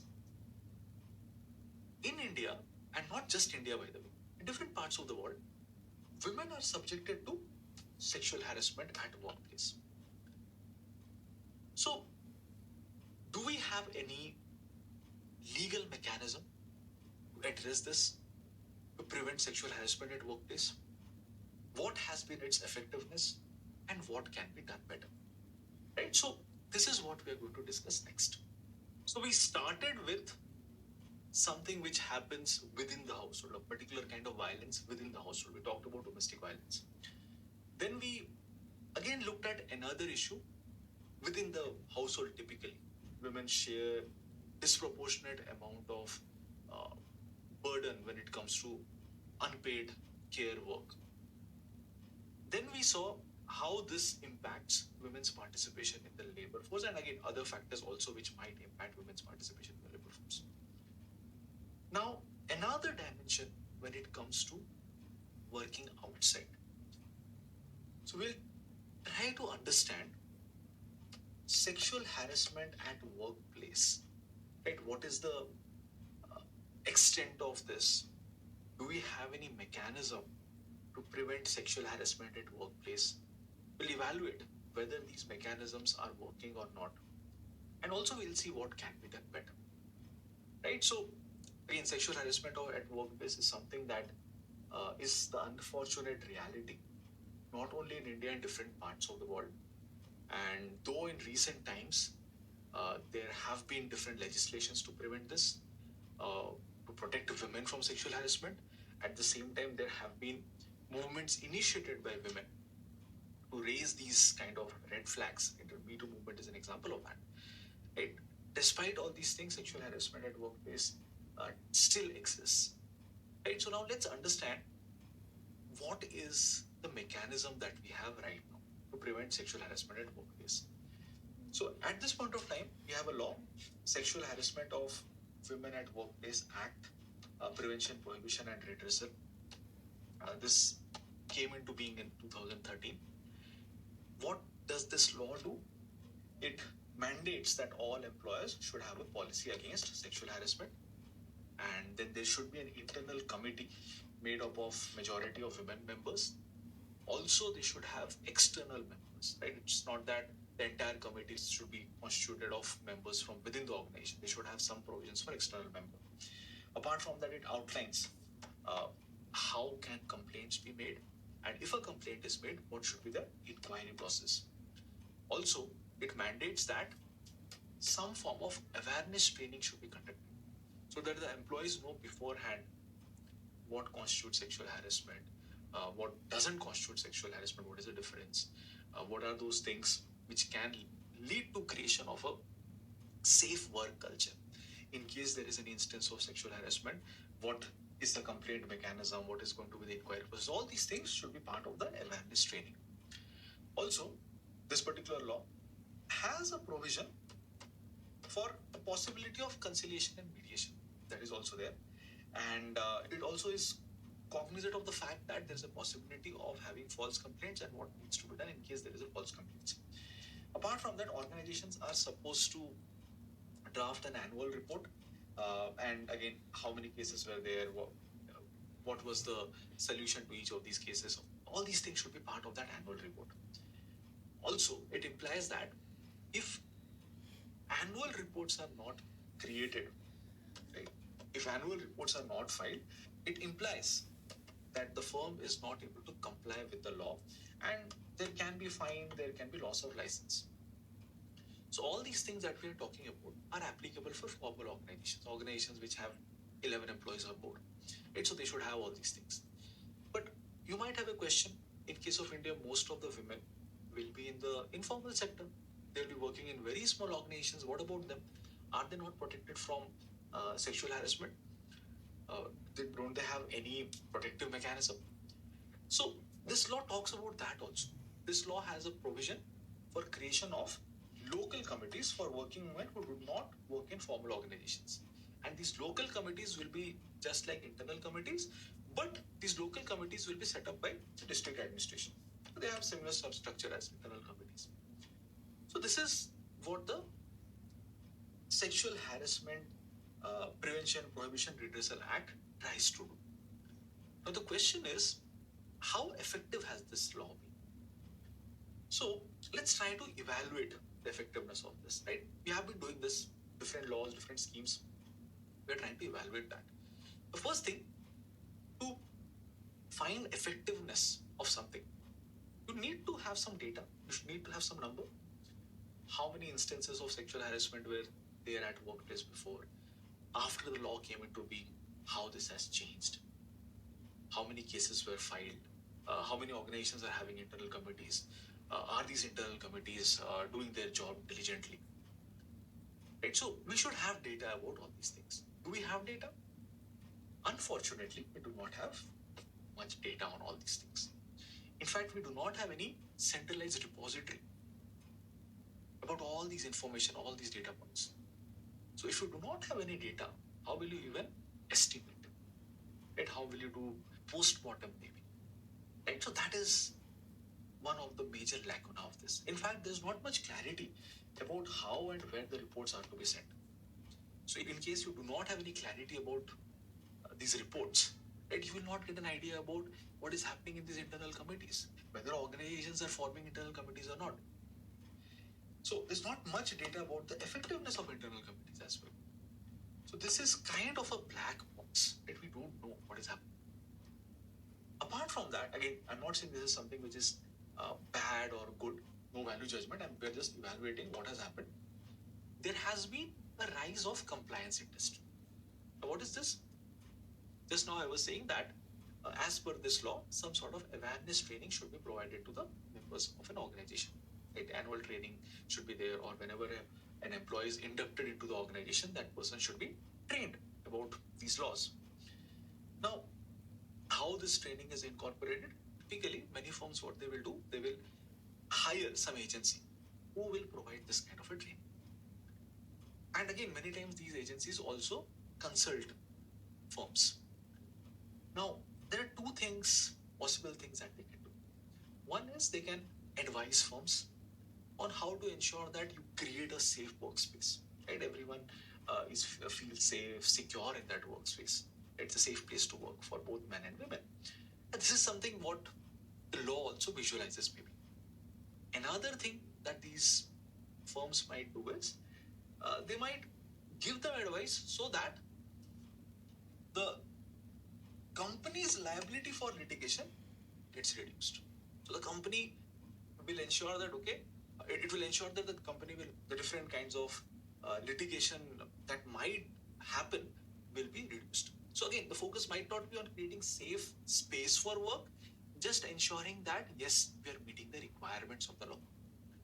So if that is the case, right, if the focus is on ensuring that we just ensure that we follow the law, but we are not necessarily creating a safe workspace, then again, somewhere we are losing sight of the actual goal of the law. So this is something that again depends, right? What kind of, whether firms are using these, the help of these firms in ensuring a safe workspace, or just ensuring that they do not violate any of the provisions within this particular law. Apart from that, there have been some independent studies. Right? We do not have, as I was mentioning, we do not have a repository of data, but there have been some independent studies on firms, how they have changed themselves or how they are trying to incorporate the different provisions of the law. And some of the findings are not really satisfactory. For example, there was a study by Fiki and Ernst & Young consultancy firm in 2015. They found out that 31% of the companies were not compliant with the law. 35% were not aware that non-compliance could result in penalty. Right? We saw that, right, as per the law, if any firm is failing to comply with the provisions, there can be loss of license, there can be fines. But 35% of the firms did not know about it. 40% had not trained members of the internal committee. Right? So, again, the members within the internal committee also did not have any training. This shows that many firms in India are not necessarily serious about the law or about implementing the law. Now, see, the law is one mechanism by which, again, sexual harassment can be prevented. But keep in mind that legal mechanisms always have their own limitations. The law, what it is trying to do, it is trying to ensure that people are aware of these provisions, and in case there is some instance of sexual harassment, there is a method. But sexual harassment arises, or the possibility of sexual harassment increases, if there is unequal power relations in the workplace. Right? So this particular law is not able to address that. There's a power asymmetry. Usually the victim is someone who does not have any power. The perpetrator has significant amount of power. And this power does not exist only within the organization. This can exist across the sector. So this makes that female victim extremely vulnerable. So the law has limitations when it comes to addressing the unequal power relations. Also, there are some provisions within the law which, again, might not be enough to provide for justice. In fact, it might go against the victim. For example, the complaints have to be made within 3 months. But many times, because of different factors, right, the people who are the victims, they might not complain within 3 months. Sometimes they might be afraid because the perpetrator is extremely powerful. So they are giving it a thought whether they should complain or not. Sometimes it might so happen that the internal complaint mechanism, internal committee is not there. It has not been formed. So all these things can lead to delay. And if you're not complaining within 3 months, it will not be considered valid. Also, internal committees cannot take on complaints on suo motu basis. On their own, they cannot take it up. So even if it is known that there is one person who is a repeat offender, so if one of those victims does not give it in writing, then also the internal committee cannot do anything, right? Will not be able to take it up. So someone has to give it in writing, but again, because of the unequal power relations, maybe there are victims who are afraid about their career, about different other consequences, and they're not giving the complaint. So as a result of which, that particular perpetrator will keep on carrying out what he or she was carrying out. Then there is this insistence on written complaints. But the problem here is not everyone will have equal literacy levels, right? Within the organization, yes, there might be some employees who are extremely literate, who are educated, who have high levels of education, but not everyone will be at the same level.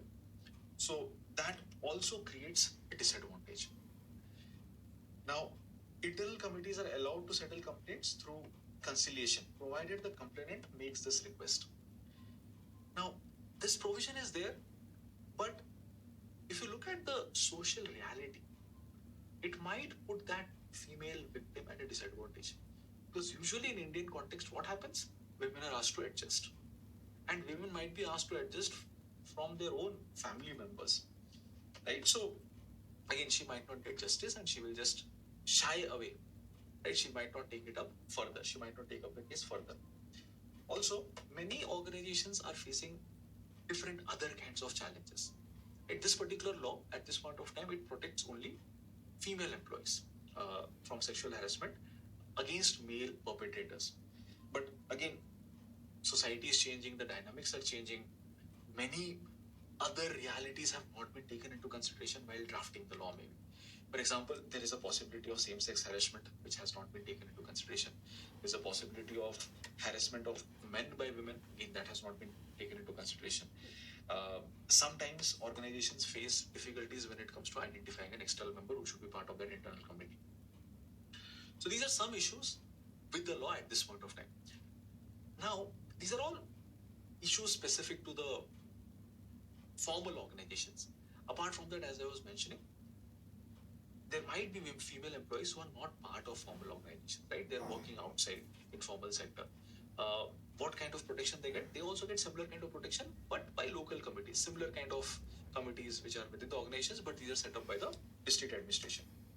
Now, what has been the performance of these local committees?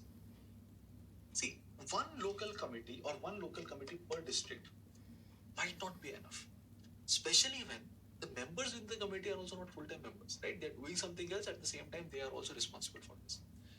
So one local committee per district might not be enough, and just think about it, right?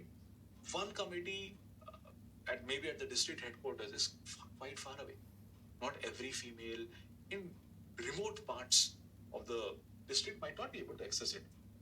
Apart from that, there's one survey by Martha Farrell Foundation. They went to, they asked different districts in India, 66, 55 districts in India. They found out that most of these districts, they are not responding to requests to provide data on the functioning of local committees. So they asked all these districts, how are the local committees functioning? They asked different questions related to functioning of the local committees. 56% of them did not respond. So again, you do not have any data. So if you do not have any data, how will you make conclusions? And again, if 56% of the districts are not responding, it also reflects that, okay, these districts are not responding to requests, then I don't know what kind of work they will be carrying out. So you have a law out there, but these are all different kinds of limitations at this point of time, which prevents which restricts the effectiveness of the law. So what needs to be done further? Right, we have a law in place, but it has not been completely effective. So, as I have mentioned it multiple times before, some of these problems are rooted at the level of the society. And law is an approach from the top. Law, to some extent, will be able to address it, right? It creates that deterrent effect, maybe, but it cannot completely solve it. If you have to ensure that the law is more effective, then the focus should be on changing values, attitudes, behavior. And this is something which will not change overnight. Laws will not be able to bring about these changes. So all these things will take time. And just think of it, right? In 2013, the law came into being. So it has not been a long time. Things like Me Too movement, right? They play a very significant role. They raise awareness, they change perceptions, they change power dynamics. Also, how will change happen? See, at this point of time, as I was mentioning, there is massive amount of power asymmetry. There are few people at the top, few women at the top. You do not have a lot of female representation at the top. In fact, women's participation in the economy is also limited. If women's participation in the economy changes, if the number of women in organizations increases, if the proportion of women in organizations increases, if the proportion of women in the top levels of the hierarchy increases, this is something which is going to change the power relations. And all these things will have a role to play, right? The law creates that foundation, but the other factors here will help erect structures over those foundations, right? Then only the law can be more effective, right? So this is the start. In future, things will change, and for that, other things that we were talking about, greater participation of women in the labor force, and how you can ensure that, maybe better education of women, different kinds of paid, unpaid care burden, right? Whatever is there, if you reduce that. So all these things are linked with one another. So this is about prevention of sexual harassment at workplace. So we have been talking about workplace and we also talked about the domestic sphere, right? And we also talked about power relations. Now, the next topic related to women is again directly about power relations, women and politics. So, how many women we have in politics? What is the representation of women in politics? On the global level, how many women, what proportion of women are in all these political positions? Politics means power, right? Politics means how you acquire power. Those who are in politics, they are having some power, right? In case of India, what is the proportion of women in politics? Is there a massive divergence? And what is the implication of that? If we do not have enough women in politics, what is the implication of that? And finally, what can possibly be done to increase women's participation in politics? Right, so these are 3-4 things we will try to explore here. So first thing, global average, what is it? So as per global data on national parliaments, this is a repository. On an average, female representation in national parliaments is around 25 to 26%. So if 100 politicians are there, if 100 members are there in that legislature, 25 to 26 are female. So again, here also you can see it's not equal. Right? Ideally, what should be the case? 50 males and 50 females, but that is what is not happening. 25, 26 females, and then you have the rest males. Now, where does India stand? In case of India, if you look at Lok Sabha 2019 elections, somewhere around 14 to 15% of the members of the Lok Sabha are females, right? So it is definitely below the global average. What about legislative assemblies? It is 9%. It is even worse. Different states, legislative assemblies. Here the representation of women is even worse. If you look at cabinet, there also women's representation is not up to the mark. Only a place where you will find sufficient or at least slightly more women's representation is at the third level, Panchayati Raj institutions and the urban local bodies, right? Again, why there is more women representation over there? Because of reservation. So, why women's participation in politics, women's representation in politics is important? Now, there's one essay by a member of parliament. Gender in Parliament is basically the name of the essay. Here she basically tables. She puts all the data in a table.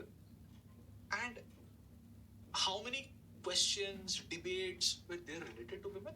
And how many women were there in that particular parliament, right? In that particular term of parliament. And there seems to be some form of a correlation. Higher the number of women MPs in parliament, higher the number of women-related questions and debates in parliament.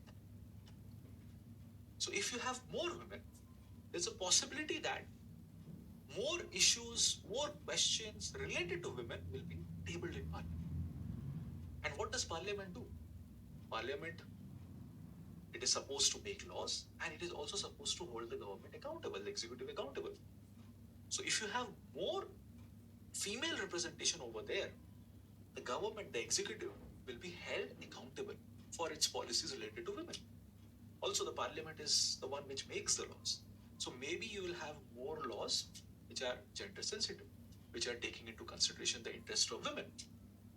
So maybe that is an advantage, or that is one of the plus points of having more women representation in parliament.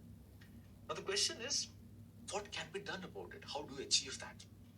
Right? How do you ensure that at least more women are there in the legislature? Or another thing that can be done is, how do you ensure that there are more questions being raised related to women issues in the legislature? So there are a couple of suggestions. One is maybe have reservation when it comes to organizational posts. Now, what is this? Within the different political parties. Political parties, again, it's an organization, right? There are different kinds of posts. Why not have reservation for women in some of these posts? Possibility that these women will be, again, they will be the ones who will participate in elections, they will be elected to parliament. Right? So some form of reservations over there. Or another way to think of it is maybe when it comes to allocation of tickets, maybe political parties should have some reservation. These many tickets should be given to women at all levels. So that way, there is a possibility that more women will at least contest elections as compared to the present scenario. Some other mechanisms have a women's caucus. So basically, this is one body in the legislature which has women members of parliament across political parties. Right? For example, some women representatives from Congress, BJP, they're all coming together and they're forming their own group. Now, what will happen as a result of it? Since they're meeting together, they're coming together, their focus will be on identifying what kind of issues women face, what kind of challenges women face, right? So they basically act as a pressure group and they might highlight women issues. Another thing, the different petition committees, standing committees, maybe leverage that. So these are some possible solutions out there to improve women's position in politics. One thing I want to point out here is, in the past there have been attempts to have reservation in parliament, reservation in Lok Sabha basically, and reservation in legislative assemblies. In fact, a bill was also initiated, but it went nowhere. So there have been again different debates around that. How do you do that reservation? What should be the mechanism? Should you have reservation for some constituencies, or should you have some sort of cycle? At this term, these many constituencies should be reserved for women. Another set of constituencies should be reserved in the next term. Another set of constituencies should be reserved in the next term. So those kind of debates have been there, and again, no, it went nowhere, and finally, all these things have been scrapped. Right, the bill possibly lapsed.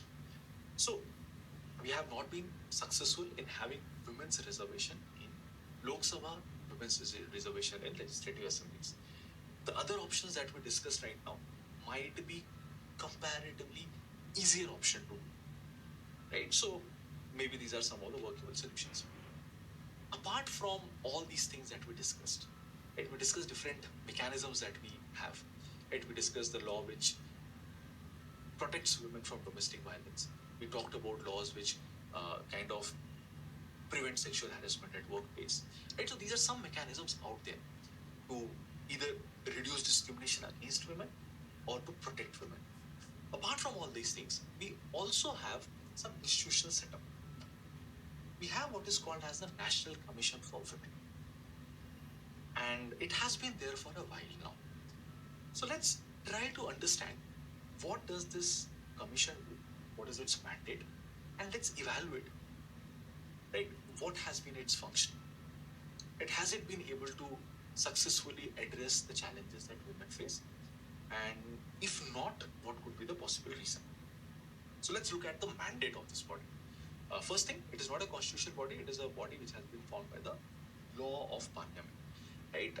National Commission for Scheduled Caste, National Commission for Scheduled Tribes, they are constitutional body. But when it comes to women, it is a statutory body and not a constitutional body. So what all it is supposed to do? First is, it is supposed to investigate, examine all matters related to different kinds of safeguards for women. Constitutional safeguards, legal safeguards. It has to draft an annual report, which it has to submit to the president, which has to be tabled in the parliament. It reviews different provisions of the constitutions and other laws related to women. Apart from that, in case there is any such violation of these provisions, it can take it up. It can also look into different complaints. It can take so moto notice as well. It can also conduct different studies and investigations. And it also undertakes different kinds of research, supposed to carry out different research. So this is what is the mandate of the commission. Now the question, how successful has it been when it comes to fulfilling its mandate? Right? So, and this is something that we have been doing for other bodies as well. Right? We did it for National Commission for Scheduled Caste, we did it for National Commission for Scheduled Tribes. And at this point of time, you might have already noticed that there seems to be a trend. We have these institutions, but these institutions are not very, very successful, right? They are doing things, but a lot needs to be done. Same thing applies for National Commission for Women. And let's try to evaluate what are those things which possibly prevents effectiveness of this body. The first thing, there is lack of autonomy. The National Council for Women Act, it does not lay down what are the different kinds of minimum requirements for members. And there is no such procedure for selecting the members. And there's something, by the way, which is recurrent. Right? When it comes to the other bodies also, we saw similar kind of things. That you do not have any institutionalized procedure. You do not have those qualifications.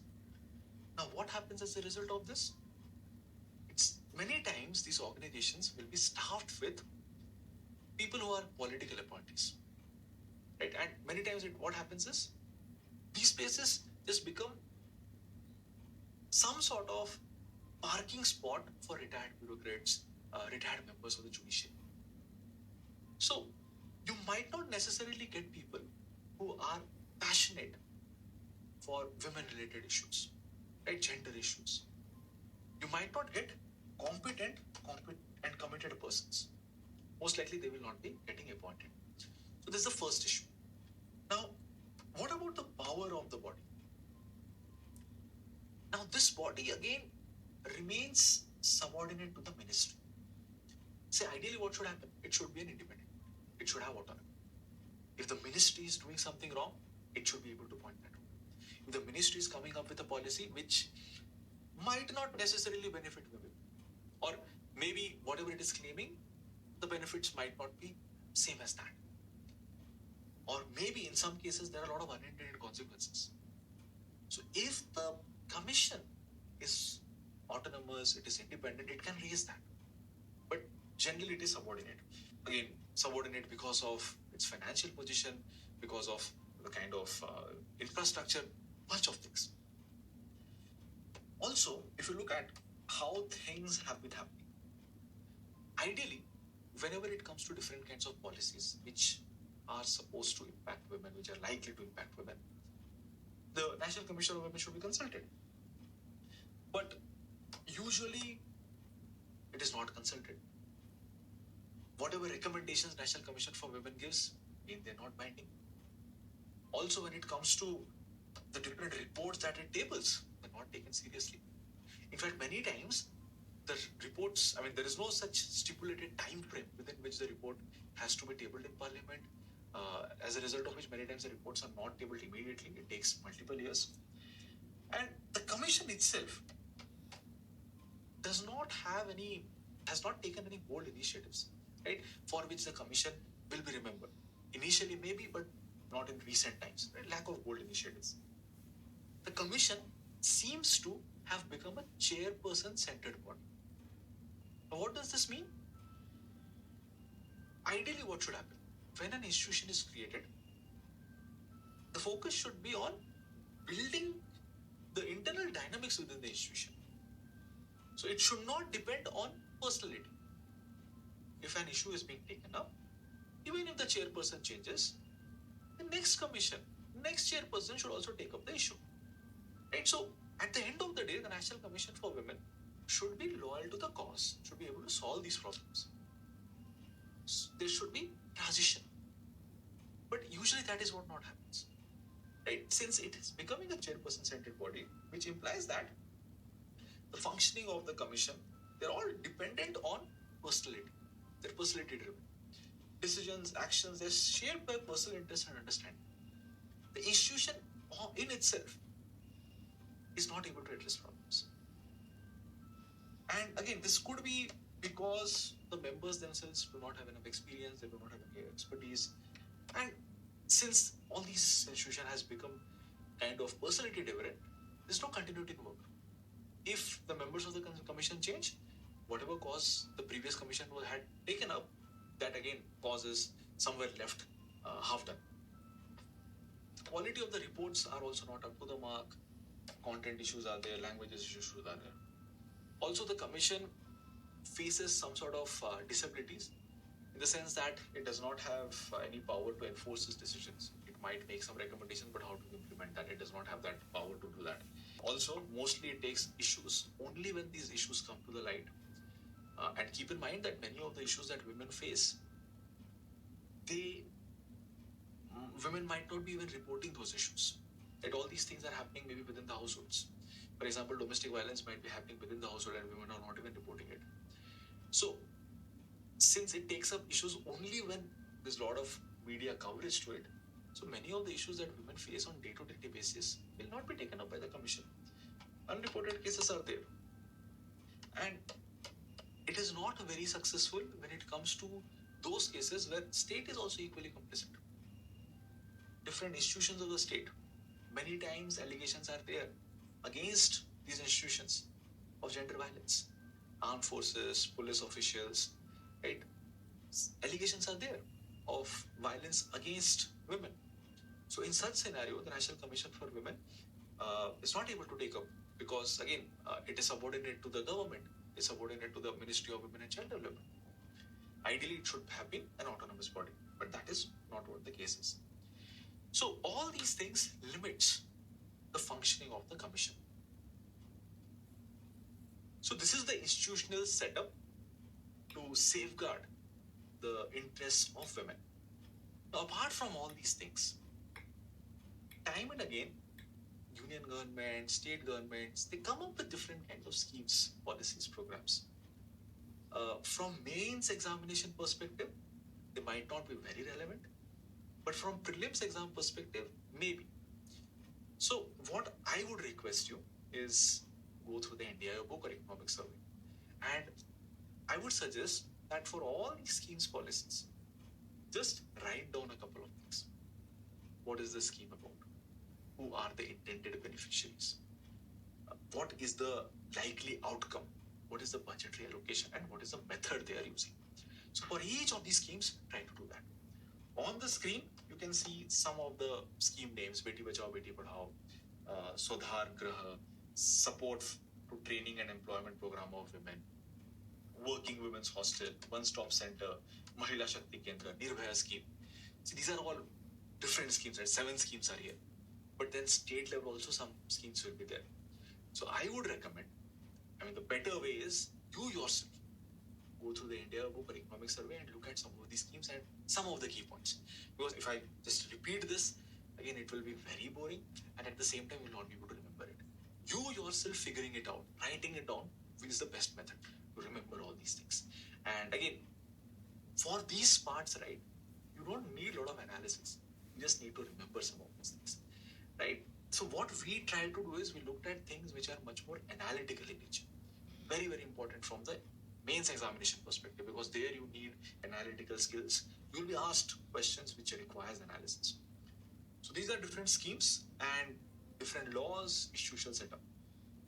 What we are going to do next is we look at the role of women and women organizations. The role of women to large extent we have covered. We'll focus more on the women organizations part. We'll try to understand how women organizations have evolved in the Indian context or have changed in the Indian context. Their functions have changed. The roles that they have played has changed over time. So that's the next thing. This is part of General Studies Paper 1. But since we are discussing about women-related issues, and since women organizations also play a significant role in improving the socio-economic condition of women, so I thought it is better to study it together. That's why we are linking it together. So the next topic is role of women and women organizations.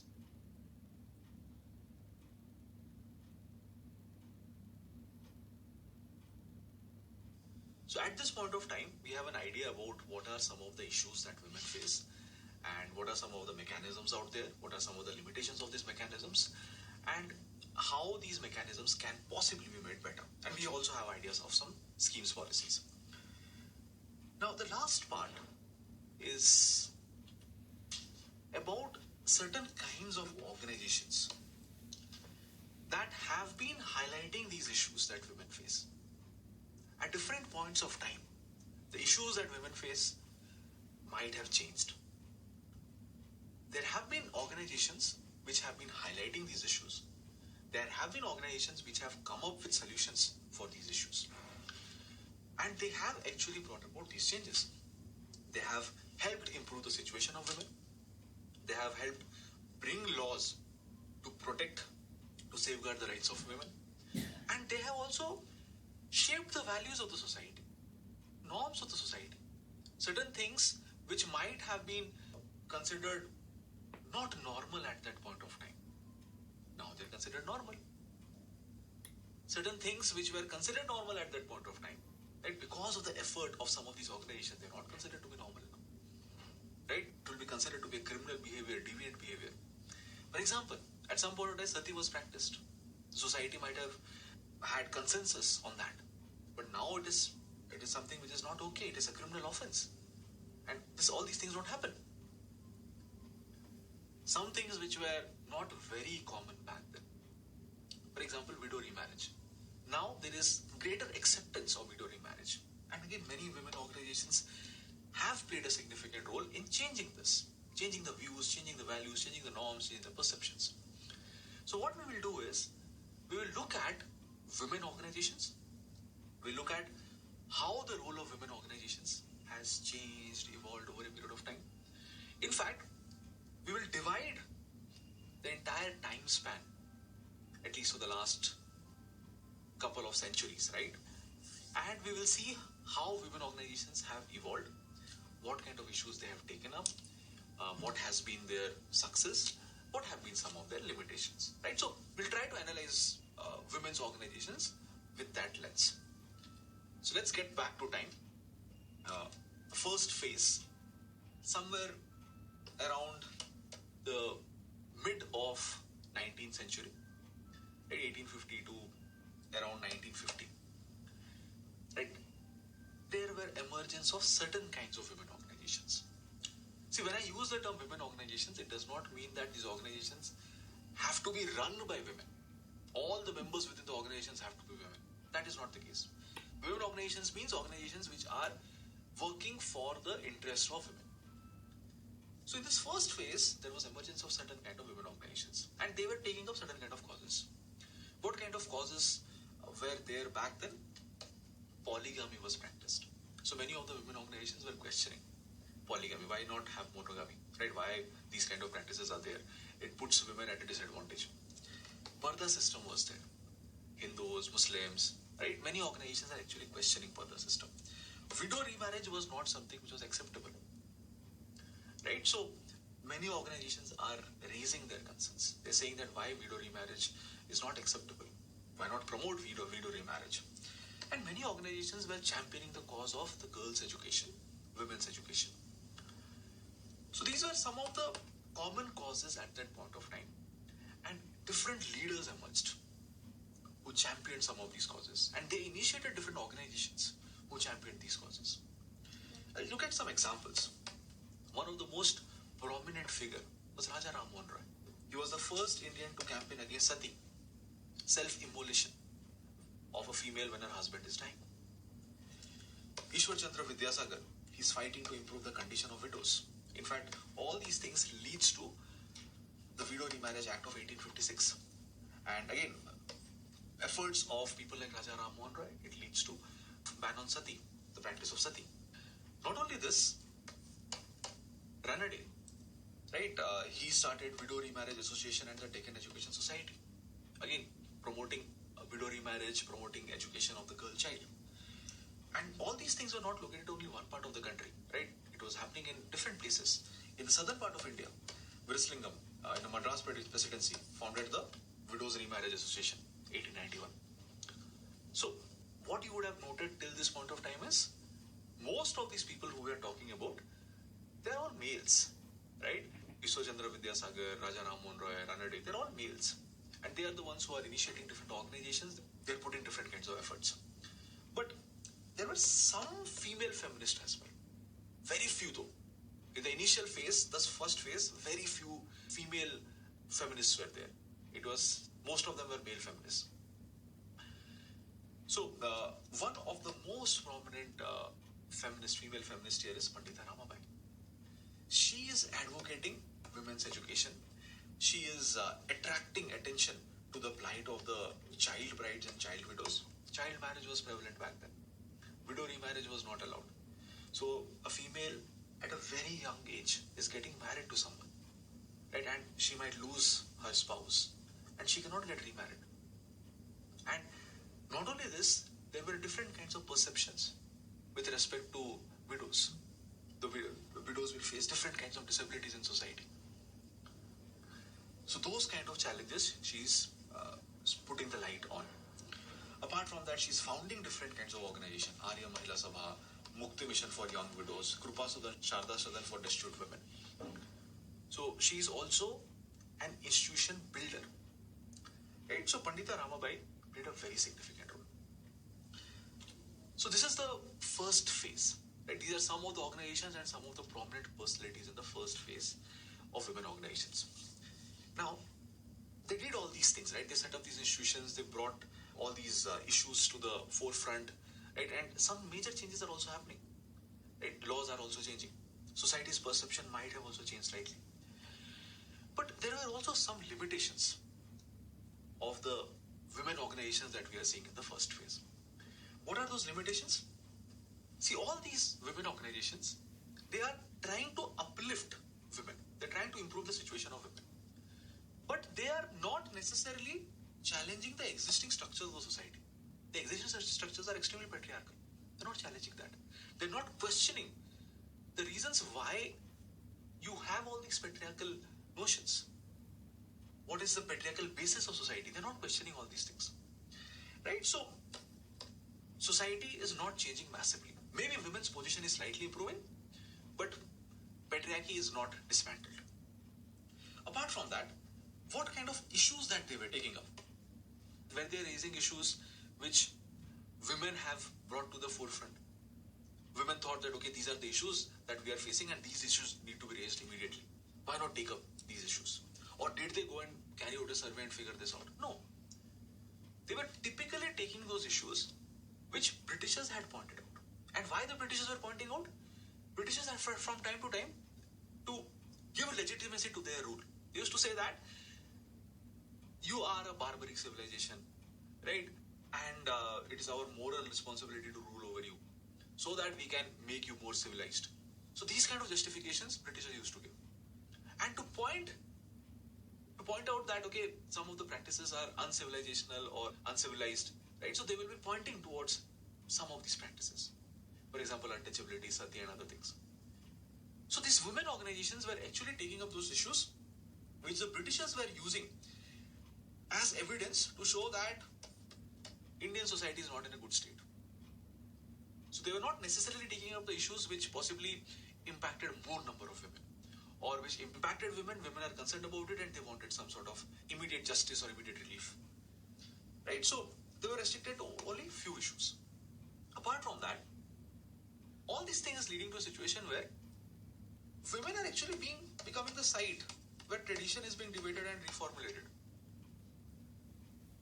No one is actually bothered about women issues maybe, or what is the plight of women, whether she will become better or not. What is happening here is women are just used as a platform to discuss debate. Whether we are a modern civilization, whether we are a traditional civilization, whether our traditional practices are good, whether traditional practices are bad. So the issues that are being discussed is about tradition and modernity rather than whether women are getting benefited by it, whether women want these changes. Those things were not taken up, were not primarily considered. So it is not a question about what women wanted. And if you observe, already I have pointed out, the involvement of women tended to be quite low. There were some feminists, female feminists, very few women were there who were the leaders of these organizations. It was typically men who initiated these organizations. If women were participating in some of these organizations, in some of these movements, they were participating in it only because it was founded by their father, or it was founded by their husband, or it was founded by their brother, that kind of thing. So, the women who were involved were the ones who were generally related to the male activists. And most of the leaders were males, and again they were drawn from a specific section of the society. They were mostly elite, they were mostly Western educated, they were mostly from upper caste. We did not have movements from the grassroots level. upper caste, and Western educated. So these were some of the limitations, so as to say, of the first phase. Right? Again, you might have a question: why, if they're drawn from the elite sections, from upper caste sections, what is the limitation? See, again, their perceptions will be based on that. Their worldview will be based on their own class situation or caste situation, right? They might not be able to empathize with what, let's say, a tribal woman faces, what kind of challenges a tribal woman faces. They might not be able to emphasize with the concerns of a Dalit woman, maybe. And all those things will not be highlighted.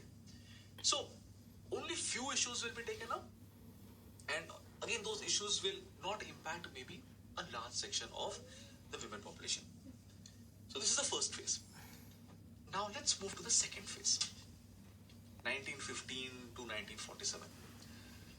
Now, in this phase, some major women organizations came up. Women's India Association, National Council for Women, All India Women's Conference.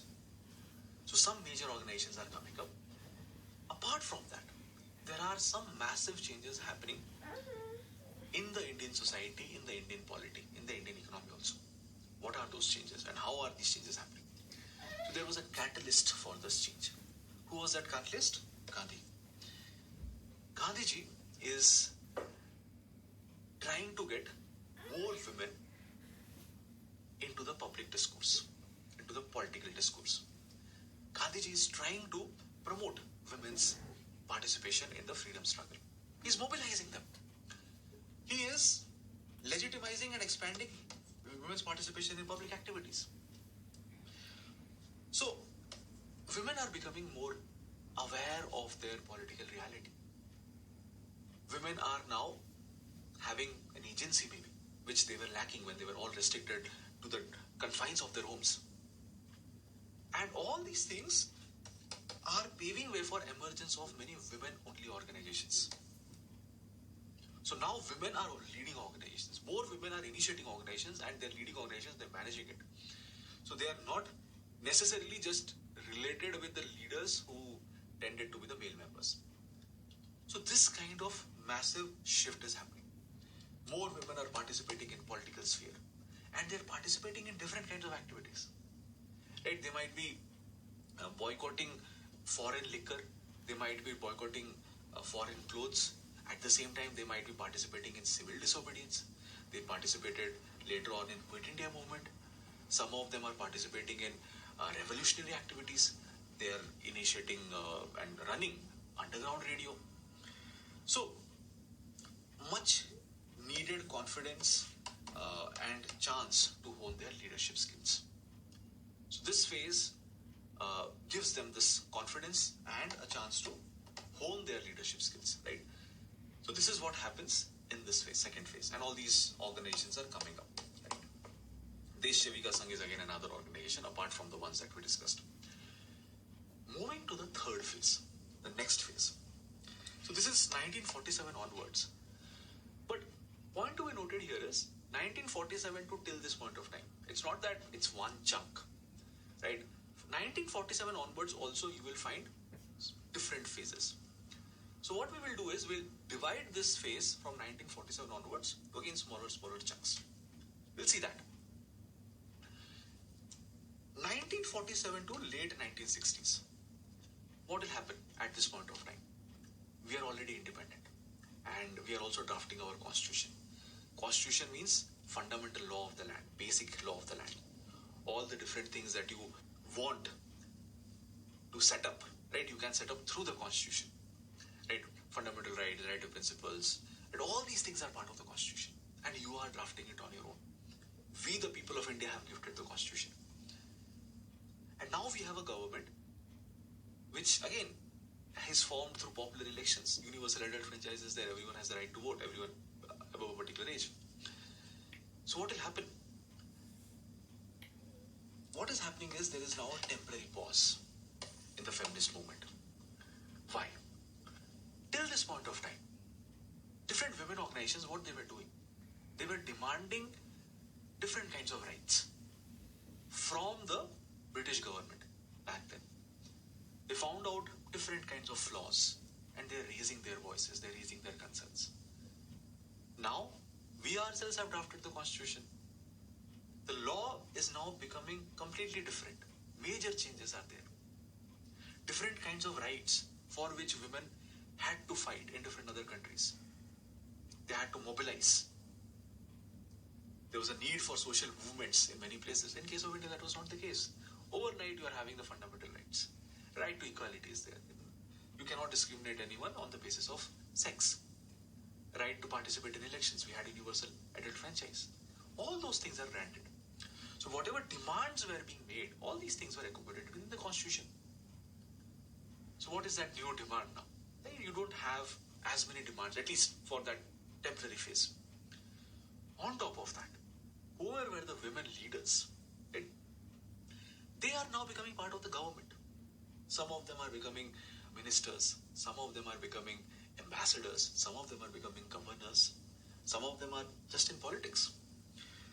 So, if they are themselves part of the government, they can bring about change within the government, right? They don't need to, they don't need to set up new organizations, or they don't need to use the organizations to demand this.